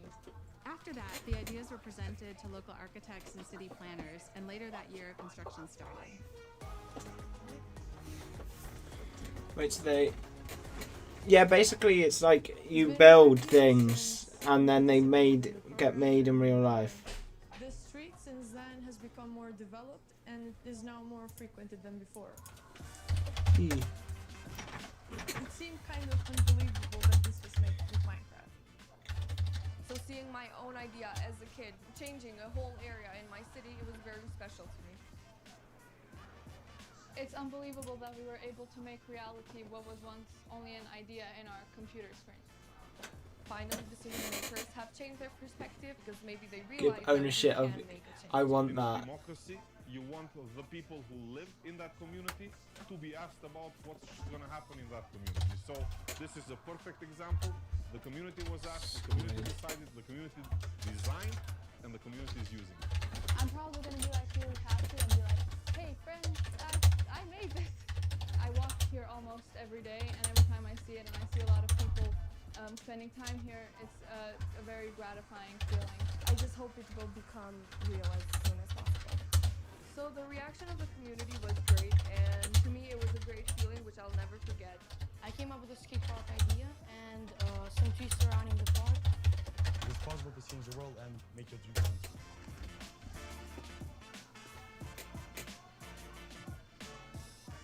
It felt like I was being heard, and being heard and listened to is one of the best feelings that you could feel.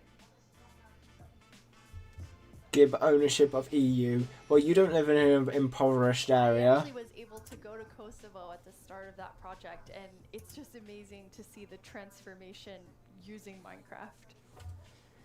Yeah, it's amazing.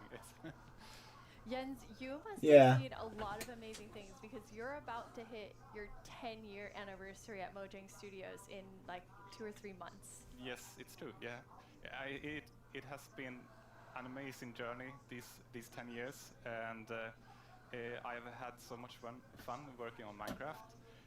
But of course, I'm also a Minecraft player, and we're all like with the community. And in the end, it's really the players and the community that gives everything. Do you have for Hermitcraft or Dream SMP or something? And from myself as part of the community, I just want to say, like, thank you for the 10 years and all that you've done for Minecraft. It's made a huge difference in my life, and I think many people watching right now. Thank you. Thank you so much, Jens. Last year at Live, we announced the Nether update. Since then, you've been wondering about what it would be like to attend a Nether ballet. Wonder no more. Our friends at Element Animation will dance us through all the new Nether features.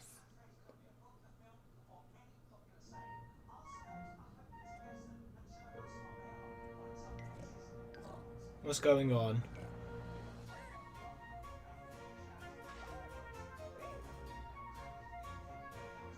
Why are the hoglins dancing? Why are they on 2 legs?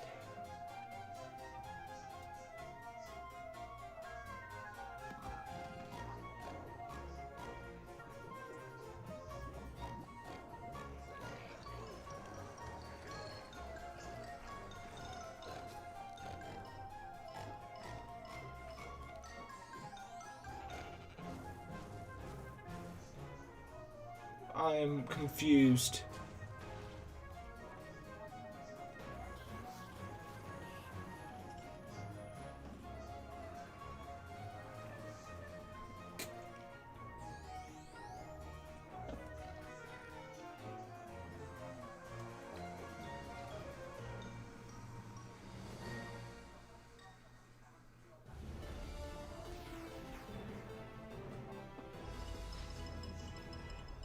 The results of the first round of voting are in.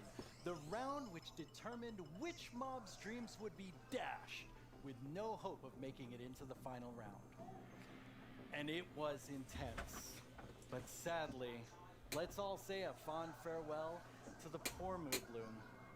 Then forget it ever existed, because it's time to vote again.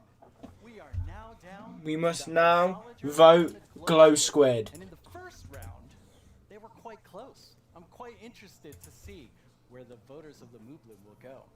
If you missed the first round of voting, make sure you get in on this one. It determines which one of these two makes it into Minecraft. I know who I'll be voting for. The final voting poll is live now.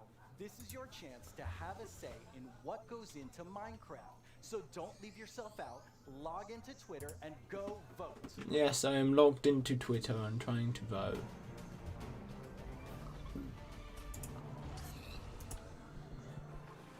Hello, I'm Quinn, head of the Marketplace Partner Program, and I'm joined by two of my favorite people. How about you guys introduce yourselves? Hi, I'm Fanny. I'm a developer on the Creator Systems team, and what we do is create tools for our creator community. And some of them are very visible, and we're going to talk about them later. Some others are more behind the scenes and that help our creators make content that is more efficient and reliable, like the schedule command that is coming out soon. Yep. I'm Jason. I'm a developer in the engine team, and we've been responsible for a lot of the modding type capabilities that have come to Bedrock over the last couple of years. That's super cool. So your teams help make creator tools for all of our incredible marketplace partners all around the world to help make content for you. New Zealand, that's a country.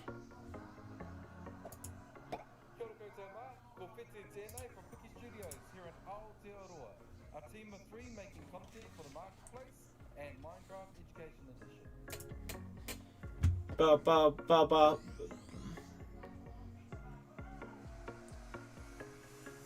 I'm Beanie from Zombini, and I run a small studio based in California. We create lots of marketplace content, and I've been making tutorials for the last 7 years to teach others how to make their own Minecraft skins.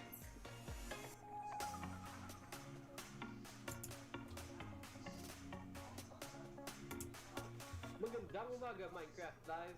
My name is Mark from Kubo Studios, and we are 15 working We here have. in the Philippines. I don't know.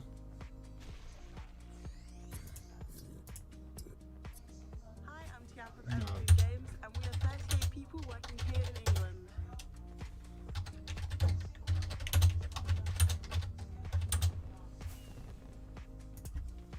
Hi, Minecraft Live. This is Liz Pratt, and we hope you like our stuff on the marketplace. I'm just.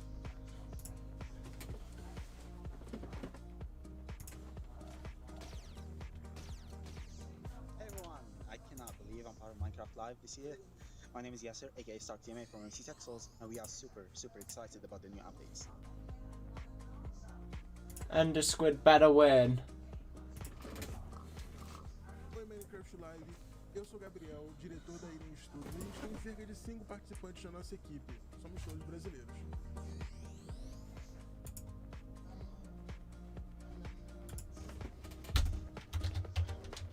I'm Vicky, also known as Geeky Pixels from NetherPixel Studios, and I get to spend my days making content and working with awesome people.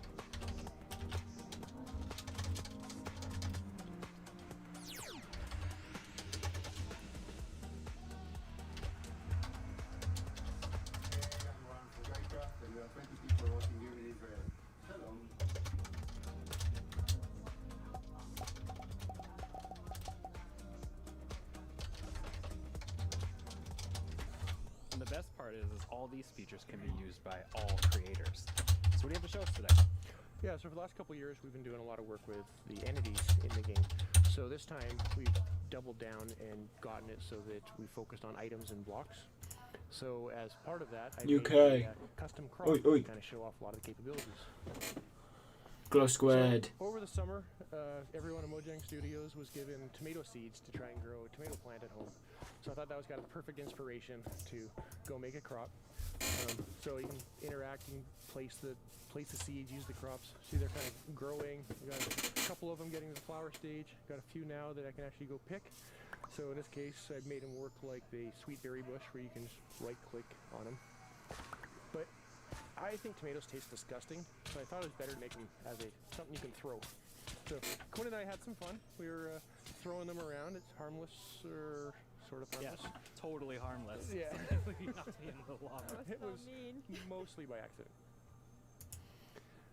But tomatoes will actually rot on the vine as well, and if they rot for too long, you get a little rotten tomato monster that can spawn from it. I'm gonna fight him off here. But yeah, he throws rotten tomatoes. They don't fly as far as a regular tomato, but they knock you back a lot more. But kind of based off all this stuff, I think tomatoes maybe aren't the best idea. So I'm gonna get rid of all my plants and never grow them again. Yeah, I agree with you on this one. So all these healthy. It's true, they are pretty healthy. So with all of these new custom crops, Right, I creators must can make some retweet. really cool kind of like farming style maps. Oh, definitely. So like, I think crops are a good example of showing off how they all can kind of come together. You get the items that you can get there. Normally you would eat the item, but or you can make projectiles. But they also have the ability to get events that are fired from things like a tick event. So as that event is fired, you can make the block run through multiple stages of growth, and eventually get it to the point where like you can choose like what loot spawns at various stages of growth and stuff like that. Yeah, I thought it was really cool how you could like interact with them like a normal berry bush. Yeah. But then get the tomato out. Yeah, it's just another it's an interactive event that you can There we key go. into. Yeah. And then there's a tomato monster there at the end too. Yeah. Little Tom, it's so cute. It's not even scary, but yeah, it's an example of what you can do with them combining events and commands. That's one of the features that our creators have requested for so long, just having commands to be able to run them when something happens. So now, instead of also, in addition to doing it with actors, you can also do it with blocks and items. In this case, as the flower is rotting, you can disappear that crop and also summon a tomato monster, a tomo monster. Yes. Well, that's really cool because like I can totally see creators like using all of those combinations of features to make some like really cool like adventures maps. Yeah, like for example the little adventure that we can show you where we were going to the desert and then we found this mysterious golden skull and also an equally mysterious pedestal in the middle of the desert. So we decided to place our golden skull over there and see what happens. And yes, we have a mountain that is hollow, and as the brave warriors that we are, we went exploring, and obviously we found some creepy monsters inside. Luckily we have our trusty custom sword to fight them off. I'm not sure if we even survived that. Yeah, that doesn't seem very safe. No, not at all. But that pedestal, I know that's one of the most requested features, block models. Yeah, so I've been super excited that we finally be able to get block models in. It's something we've been wanting to do for years, and we were finally able to work on them and get them in. Oh. So we got it working with using the same formats that we've been using for the entities, so the same tools that people have been using to build custom mobs, they can use to build the blocks with. Oh, that's cool. So you don't even have to like learn a new skill. You can just continue It's almost identical. That's awesome. And then I noticed on the hotbar with the golden skull, there was like a little red triangle. What was that? Yes, it's a new feature that we're calling item lock. I don't know if you found yourself sometimes just going through some content and you have this special item and then you die and you lose it, or maybe you drop it accidentally. Now we've made it so that creators can actually lock something on your inventory so that when you die or you press Q, it won't go away. That way you don't lose your mysterious golden skull to unlock the next stage. So nice. I was gonna say that makes it super easy because I've definitely been in an adventure map and I lost the key on accident, and then I had to go and try and fix that. Yeah. And then when you place the skull, there was a lot going on in the background. Like there's three features to talk about right there. The first one is like we've been wanting to give more power to creators with cameras. And this one is just a small one where we just shake the screen. I don't know if you noticed that one. And then you can help players convey something like there is an earthquake going on, or maybe something is about to fall over you. So you can do that with this new tool. Or dinosaurs. Or dinosaurs. Get a dinosaur steps. Yes. The second one that we noticed there is structures. You can now place them using commands, whereas before you had to be using a structure block, which is more complicated and time consuming. Now you can do it much more easily. And as part of those commands, you can now animate the structure placement. For those that know this, like the mountain was opening and that was just a structure animating. We provide a couple of effects. One is just like a 3D printing animation and the other one is layer by layer. And yeah, you can combine them to just achieve very cool effects. Yeah, I can see like creators, using those to add just another level of polish to their world. Exactly. Absolutely. And then I recognize those scorpions. Yeah, well, the desert theme, it felt appropriate to bring them back. They've always been one of my personal favorite custom mobs that I've ever built. Yeah, but after watching that video for so long and ended up having a nightmare about having to rescue my mom from some like aliens riding scorpions, it was creepy. I'm sorry, that was not the intention. We will not let the Ice Logger win. Ice Logger win. There were really cool sci-fi parkour maps that made you run through, Jason. Yeah, I'm pretty sure they knew this when they asked me to run through it, but I'm pretty awful at parkour. So it took a few tries to get a clean run through. But at the beginning here, it's a pretty typical sort of parkour map of running and jumping, but we definitely have some twists up ahead. And here's kind of the first one of, even I know I can't make that jump. So let's see what's in the chest. And we got a Sliminator. So I'm pretty sure they know what to do here. So now, hopefully, I will jump and be able to clear this gap. And please, yes. Make it up. So teleport and see what next obstacle we have. So now I know the chests have useful things in them. So we got a Blockinator, and we'll throw that across and get a little platform. Now I can make this jump. Even I can make that jump. And we got the hot dog, or the cyber dog, and float up, but it poisoned me, so I needed to use the antidote to rescue me there. Make it across and. Who's winning? I'll have a look. So let's see. It's the glow squid. And insta presto, and get through here. This is good. Keep going along. And this should be our last obstacle here. But I can see the teleport pad, but I can't quite get to it. But that shaft up above looks promising, along with the ladder. Let's go up, see what we get here. Fall down, and block breaks. I can get to the teleporter. And Fanny's already there. You made it. Yeah, finally.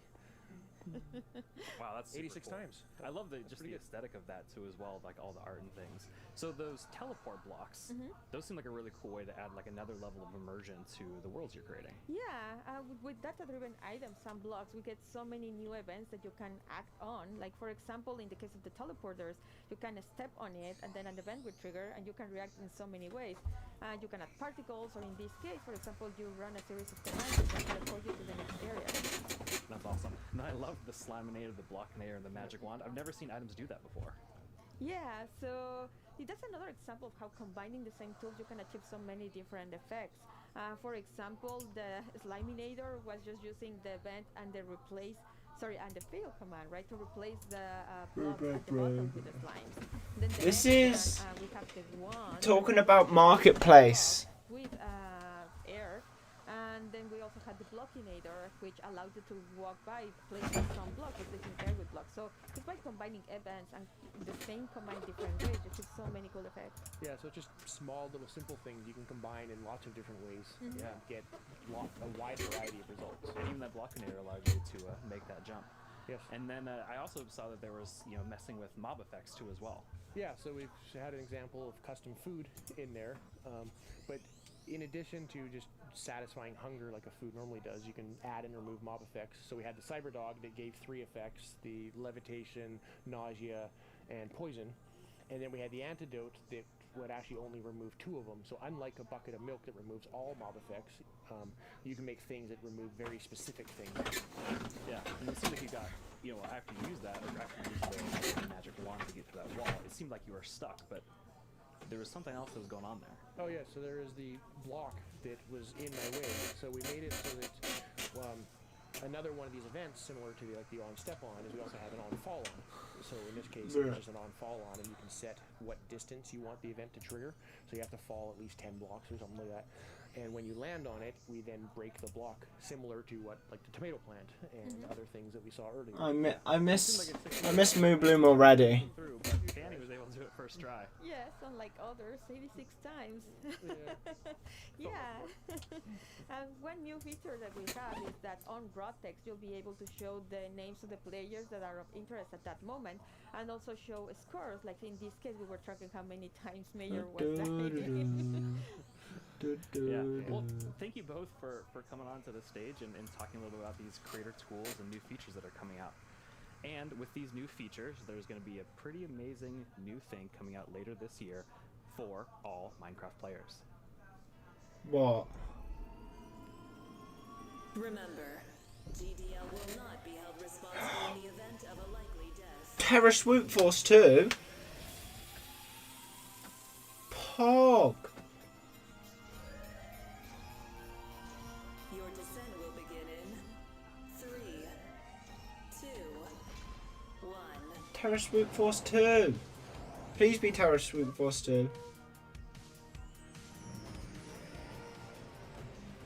Or is it just coming to the marketplace? No, that was Terror Swoop Force. From the Nox crew. Set of features for the caves were awesome. Oh, cave update. Even more awesomeness.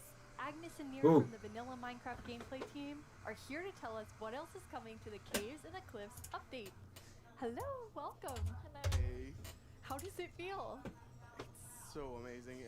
It's so awesome to finally be able to share that with everyone.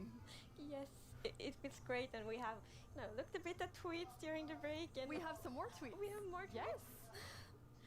Wireless redstone. Oh yeah, forward. yes. There will be so many cool things you can build with that, and the warden. It's amazing to see all the excitement. It's so cool.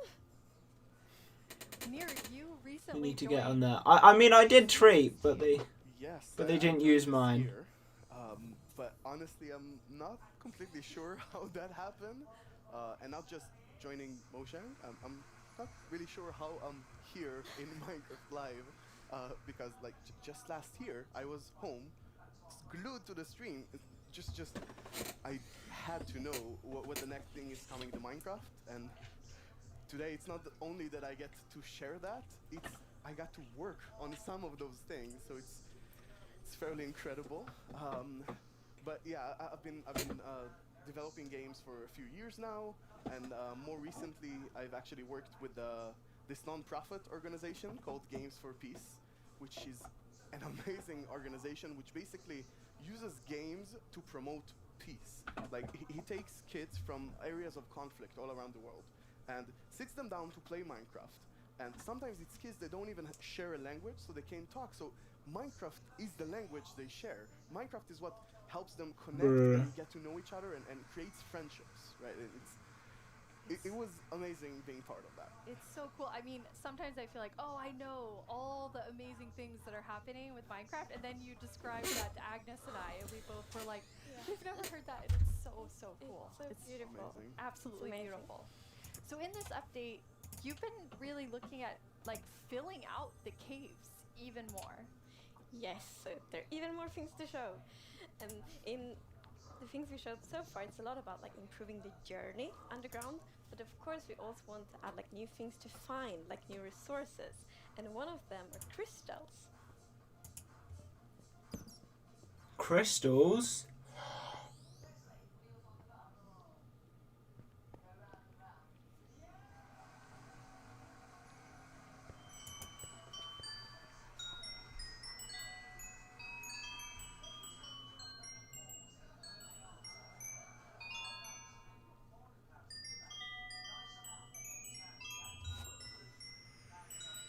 They're so beautiful. Yes, that the moment you turn the corner and you see that glowing thing, it's Like, incredible. The atmosphere in the crystal geode, it's like mystical. Yeah, they're so pretty. Yeah. And we were thinking a lot about like what is the purpose for crystals in Minecraft, and one thing is like they should have a use, and we will talk more about one of the usages soon. But the other thing is a lot about just adding a lot to the experience of exploring. And we want them to be quite rare, so when you find them, it's really gonna be like magical, because they're just beautiful, and when you walk on the crystals, you hear these sounds. Yeah, it's just, we talked before about the pillar of underground of Marvel. And I feel they're just the perfect feature for that sort of thing, right? But you can't just take them with you. Right, so you can break the crystal plants we saw in the video, but they actually grow from a very special block. And that block is unobtainable. It's sort of like you think about spawners, right? You cannot just take it and put it in your base. It makes you go and build farms all around your world. And that also encourages you to create tunnels between them and find out ways of transferring those items from place to place. And I just love those sort of features that encourage other gameplay in the game. As an explorer myself, Whoa. I'm very excited about finding all of these. And you mentioned a usefulness to them. Yeah. Yes. So, from those crystal plants, you get crystal shards items, and you can actually use them to craft a telescope.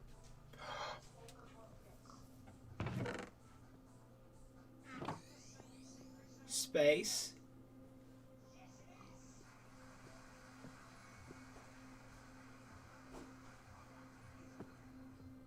Optifine.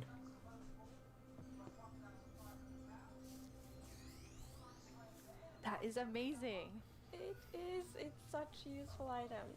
Super cool. And the cool thing is that, so yes, you use the crystal shards to craft them, but you also need something more, and that's also a new thing that we added. New ore. It's a new ore, gotta be. Copper.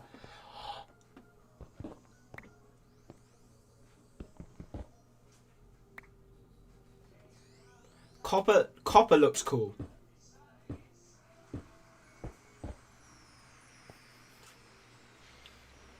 It's copper. That's amazing. Yes, it's new ore.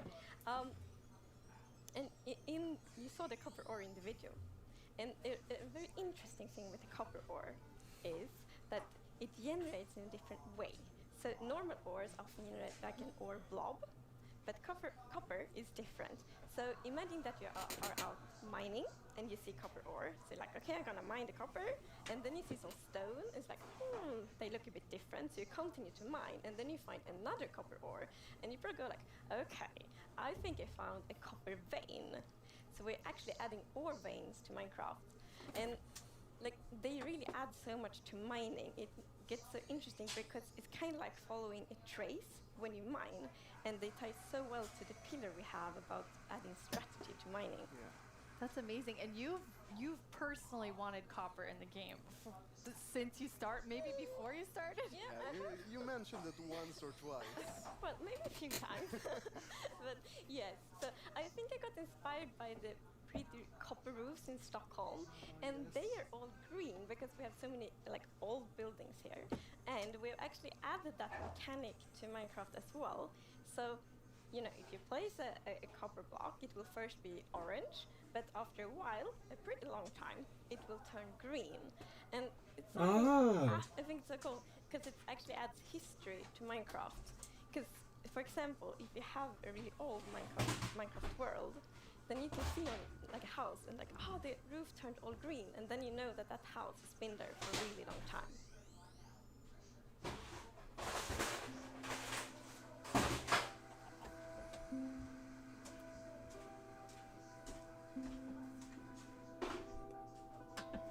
It looks pretty long. Look at the sky.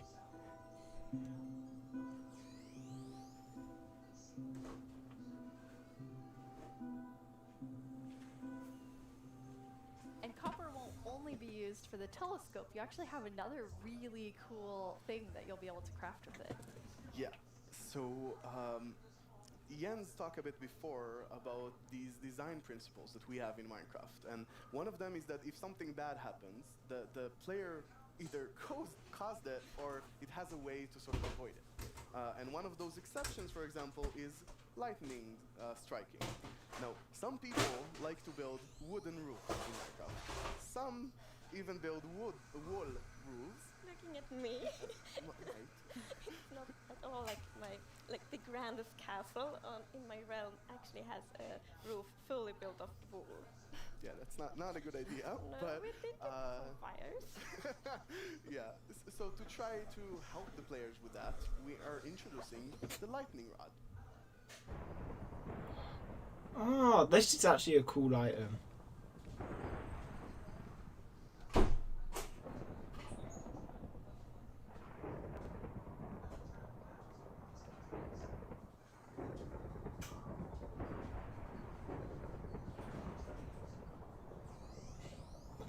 That's actually cool. That is very useful for all the wool roofs out there. Yeah, I think this is a problem that happened to a lot of our players. Even personally, I had this peaceful game that I played with my partner, and it wasn't peaceful, and we went out and we were like looking at animals, collecting a few animals to our base, and we came back and our house was gone. And I was quite confused, because I consider myself to be someone who knows a bit about Minecraft, and there are no creepers, there are no endermen, so what happened? We figured that probably a lightning strike hit and burned down the house, and we were quite traumatized because we were not prepared for this. So I think this lightning rod is really gonna help with that. Yeah, now you don't have to worry about that problem. No, I'm gonna place like lightning rods everywhere on my wool roof. Good. Will be perfect. No, that was copper. That was copper. That's gone green. Already, and players already have a lot of trouble with their inventory and the amount of items, but you have an idea for that. Yes. So as you know, we keep adding new blocks and new items all the time, and that do create a bit of an inventory problem. And we're aware of that, and we have actually been thinking quite a lot how we can solve it, because we want to have like a good gameplay solution. We want it to be balanced, and we actually have an item in this update that will be really helpful, and it's the bundles. Does it mean like more than 64?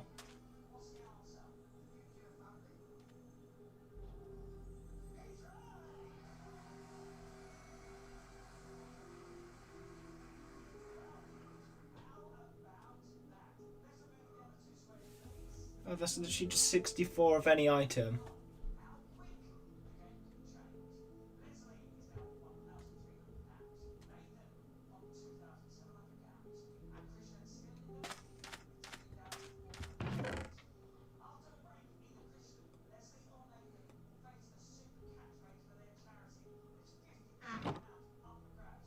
We have shulker boxes. Yeah, this is awesome. It's such an elegant solution as well, and I love it. I think we spend a lot of time talking about the inventory problem, and I think one of the biggest takeaways there was that this is you know, it might be OP if they can go in shulkers. It's constructed from a lot of sub-problems. For example, hotbar management is one problem. Getting a lot of blocks for your huge build somewhere, that's like something the shulkers help with. But I think there is a third sub-problems where every time you leave your base to go exploring somewhere, your inventory keeps getting full of junk. Like, this lot just has 2 flowers. This lot has just 1 seed, right? And I think the bundles are really gonna help with that problem. Yes. So the thing with the bundle is that you can place many different kinds of items in one bundle. So many different kinds of items in one inventory slot. So for example, I can take these 2 flowers and 1 seed and put them in one bundle. It's great. And you can kind of use them like... Oh, that makes more sense then. Yes, I'm so excited about seeing what players do them in like shopping district, right? You can have the bundle of the day, which has a bunch of things with it, or you can have secret bundles where you have 3 of them in a chest, but you get a random one. I think it's really gonna be cool. Yes, and for example, if your friend has a birthday, you can put like your prettiest item in the bundle because it looks like a gift wrapper, and then you can give it to your friend. That's so cool. We've talked so much today on the like really game design side, but how do you work on the art side? We actually have a very close collaboration with the art team, and yeah, that would be cool, like shopping bundles, yeah. So my job is basically to get an abstract idea and imagine how it would fit into the Minecraft universe and then start sketching it. So once my sketch is finished, I send everything to the 3D artist that it's gonna model it and animate it to make it alive.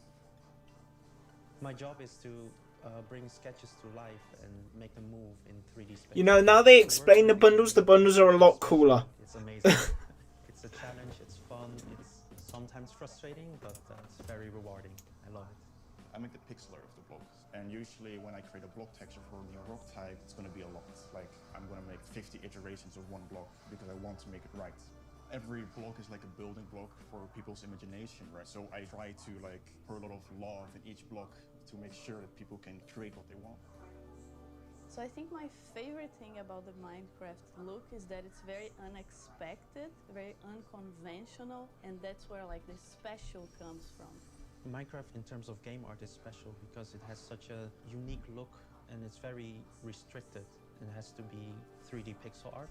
And we can... Yeah, they didn't say it wouldn't go in shulkers, but they haven't confirmed it would. So if it can, then I've been working on this exciting that's just OP storage. But I ain't complaining. The cutest predator ever existed in Wait, no, it's not.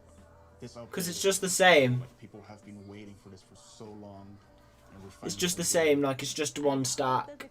But really happy about it. Yeah. I hope they have a lot of new stuff to play with, and I hope that they're excited to see some concepts as well. But it doesn't. The only problem is it doesn't make a difference because it's only a stack. Jobs within game development. I love seeing artists and developers. Yeah. We all, like, across the show, there's so many different types of roles that people have. Yeah, and it's really awesome to interact with all those roles and have a lot of a back and forth. We're very open in Mojang and getting ideas from all over the place, and specifically working with the art team is amazing as well. You sort of throw one idea to the hair and he draws something and you're like, oh, what is that white thing in your drawing? I didn't even think about it. And it starts so many awesome ideas going. It's just most times with shulkers you're like, you need to get a lot of cobble from area A to B, so you're not going to need them. Sketches by the art team, I didn't really understand what archaeology in Minecraft even means. Archaeology? Yes, so we're actually adding a new system called the archaeology system. What? In this system, you're basically going to find these excavation sites all throughout your world. Oh. Make this tool called the Brush that's going to help you uncover the mysteries of all these big sites. So you come to one of these ancient structures and you can sort of use the brush to clear away some of the rubble that may have collapsed in those structures. And sometimes you might even find something shiny inside them. But, and this is important, if you are not careful enough, like in real life, you can destroy that artifact. And when that artifact is gone, that artifact and all the secrets it held are gone forever. But if you're careful enough, if you take your time and you're deliberate, you can get some of those hidden artifacts. And for example, here we got a ceramic shard, which is basically how whoever lived here used to tell and pass on their stories. I love the story sides of the archaeology, because we often talk about that we want to deepen the mystery in Minecraft, and when you find these hidden artifacts, you kind of find like connections and hints, and we will never tell the full story, but these will inspire the players to tell their own stories about their own Minecraft world. Exactly. I think it's going to be really exciting to see what players do with them. For example, here we see an exhibition that someone built for this, where he can compare all the different clues he finds, right, and try to preserve whatever was down here, and he can compare what we found with whatever new thing, and sort of try to connect the pieces, right? And here we see those pieces connected in a clay pot, actually trying to reconstruct them back. And you can create that however you like. You can create your own stories, or try to guess how those pieces used to connect. It's also fun to be very creative with these new pods, because you can put the shards in any way you want. Exactly, and when you're pleased with your creation, you can fire them up, and you have your own painted clay pot. Pretty. So, Mir, is this programmer art still? Yeah, the art we're seeing is still work in progress, but I personally like the dragon. I think it's cute. Yeah, it didn't say programmer art isn't pretty. Yeah, you know, the problem is the artists are way too good. Yeah. Right? They just make us look bad. Archaeology is amazing. I mean, the excavation site is so incredible. I'm so excited about this. I've spent a lot of time about it, and I actually got to do a lot of awesome conversations with actual archaeologists from all around the world. This is interesting. Honestly, I sort of feel like I got so passionate about it myself that their passion sort of stuck to me, and it was so amazing to learn more about this, and I'm really excited to see where it goes from here. And you have a dev diary coming out on our YouTube channel where you kind of explore all of the archaeology even more. Yeah, it's honestly really, really exciting. So I had so much fun with this, and I learned so much that I decided that it can't stop with me. So we're gonna do a dev diary when we're actually gonna talk to those archaeologists, and actually we might even get to visit some interesting locations. That is amazing. Well, it feels very Yeah, sad this update's gonna be good. But we've been hinting at a new mob, like over the course of the show, like 3 or 4 times. So are you gonna tell us about it now, please? Yes, now we're gonna tell you. It's the cutest predator you will ever meet.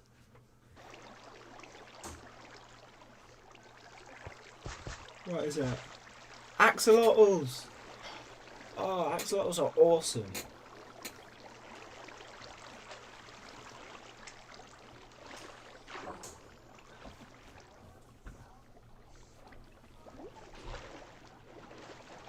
They're awesome animals.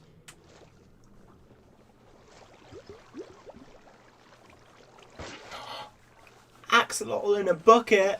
I feel like there's only one sound I can make after seeing that, which is like. It's so adorable.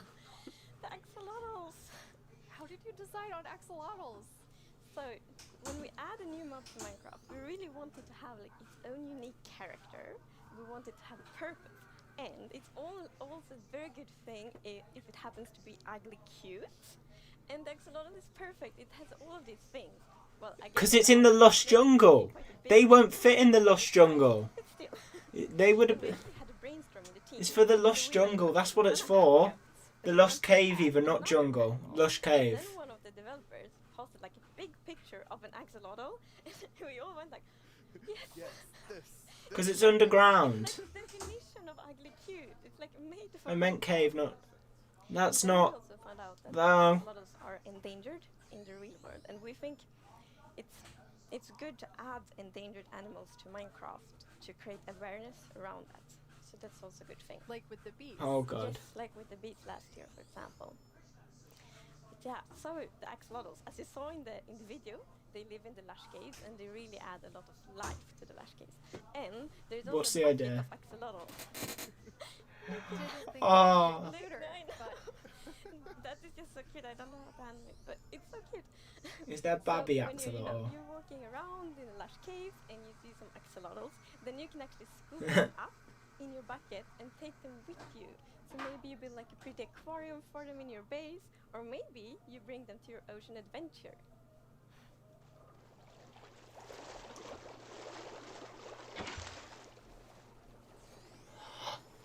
They follow you.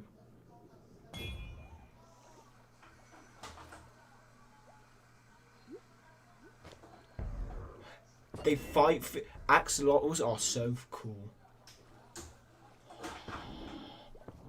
And now I see why you're calling them the cutest predator you'll ever meet. Exactly. So when you scoop them up in a bucket, you can actually create your own axolotl army, basically, and charge. So scooping them in a bucket is taming them. Fight various. Well, they'll attack cute fish as well, but they'll help you fight the drowns and the guardians. And they're actually quite useful when fighting guardians because they have this special ability that whenever they take damage, they sort of play dead, and when they're playing dead, no mob will actually attack them.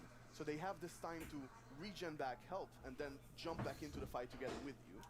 And if you learn how to cooperate with them really well, they might even heal you during the battle. That is so cool. Wait, okay, so you added Best part. like you added these two mobs that are like as different as possible with the warden and the axolotl. So this update is actually a lot about contrast, which is great because it creates like a dramatic player experience, which is so good. So we're like updating the highest heights of Minecraft with the mountains. We're updating at the deepest of the caves. We had this terrifying warden, the cutest axolotl, and also in the caves, like the lush caves are very light and welcoming, and then the deep dark. It's just scary and challenging. I guess we can't forget our little goat in there. Oh. It's kind of the in-between. Yeah, we shouldn't forget the goat. I guess it's in between. It is still very cute, but in between. No one can be a cute axolotl. No, I don't think Axolotl is Before we tell so everyone cool. the winner of the mob vote, let's take a look back at some of the exciting things that we've talked about today.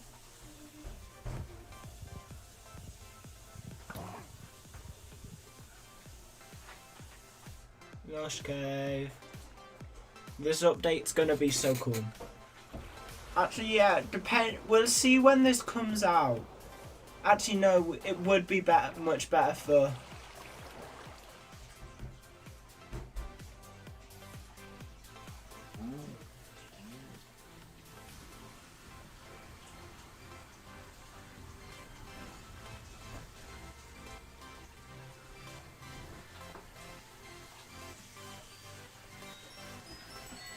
Right, so, okay, yeah. I definitely think this would be better for Cave of Craft Season 3, because I don't think it would come up for a bit. Because it changed way too much. Because like you'd have to go so far out to get the new features.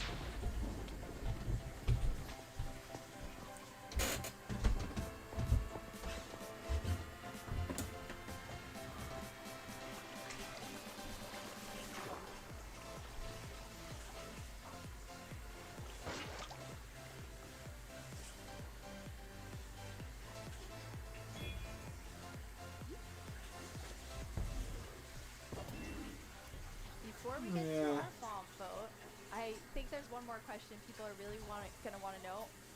When are we gonna get the caves and the cliffs update? It's a good question. So we plan to release it summer 2021. Summer, And yeah. It's really good. As I mentioned in the beginning of the show, we really want to have a lot of time to work together with the community to like gather feedback, see all the great ideas, because the community always have so many good ideas.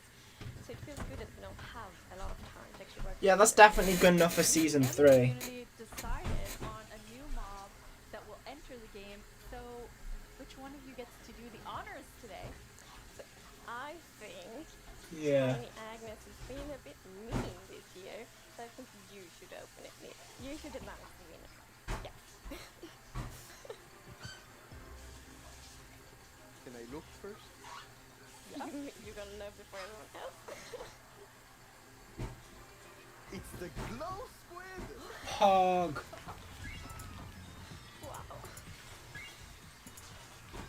I guess everyone was mesmerized by the glow squid, not just the tiny ones.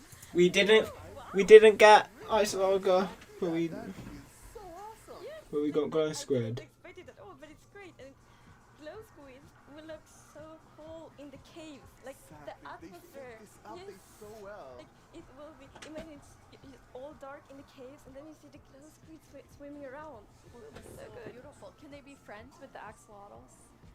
The axolotls are predators, so I'm not sure. The axolotls might actually attack them. Yeah. Oh no. We'll see. I'll talk to them. Think about it. Yes. We have committed to a lot of things, so I think we need to get work on all of the things that we've shown in the show. For all of you watching, Minecraft wouldn't be what it is today without all of you. From all of us at Mojang Studios, thank you so much. Bye!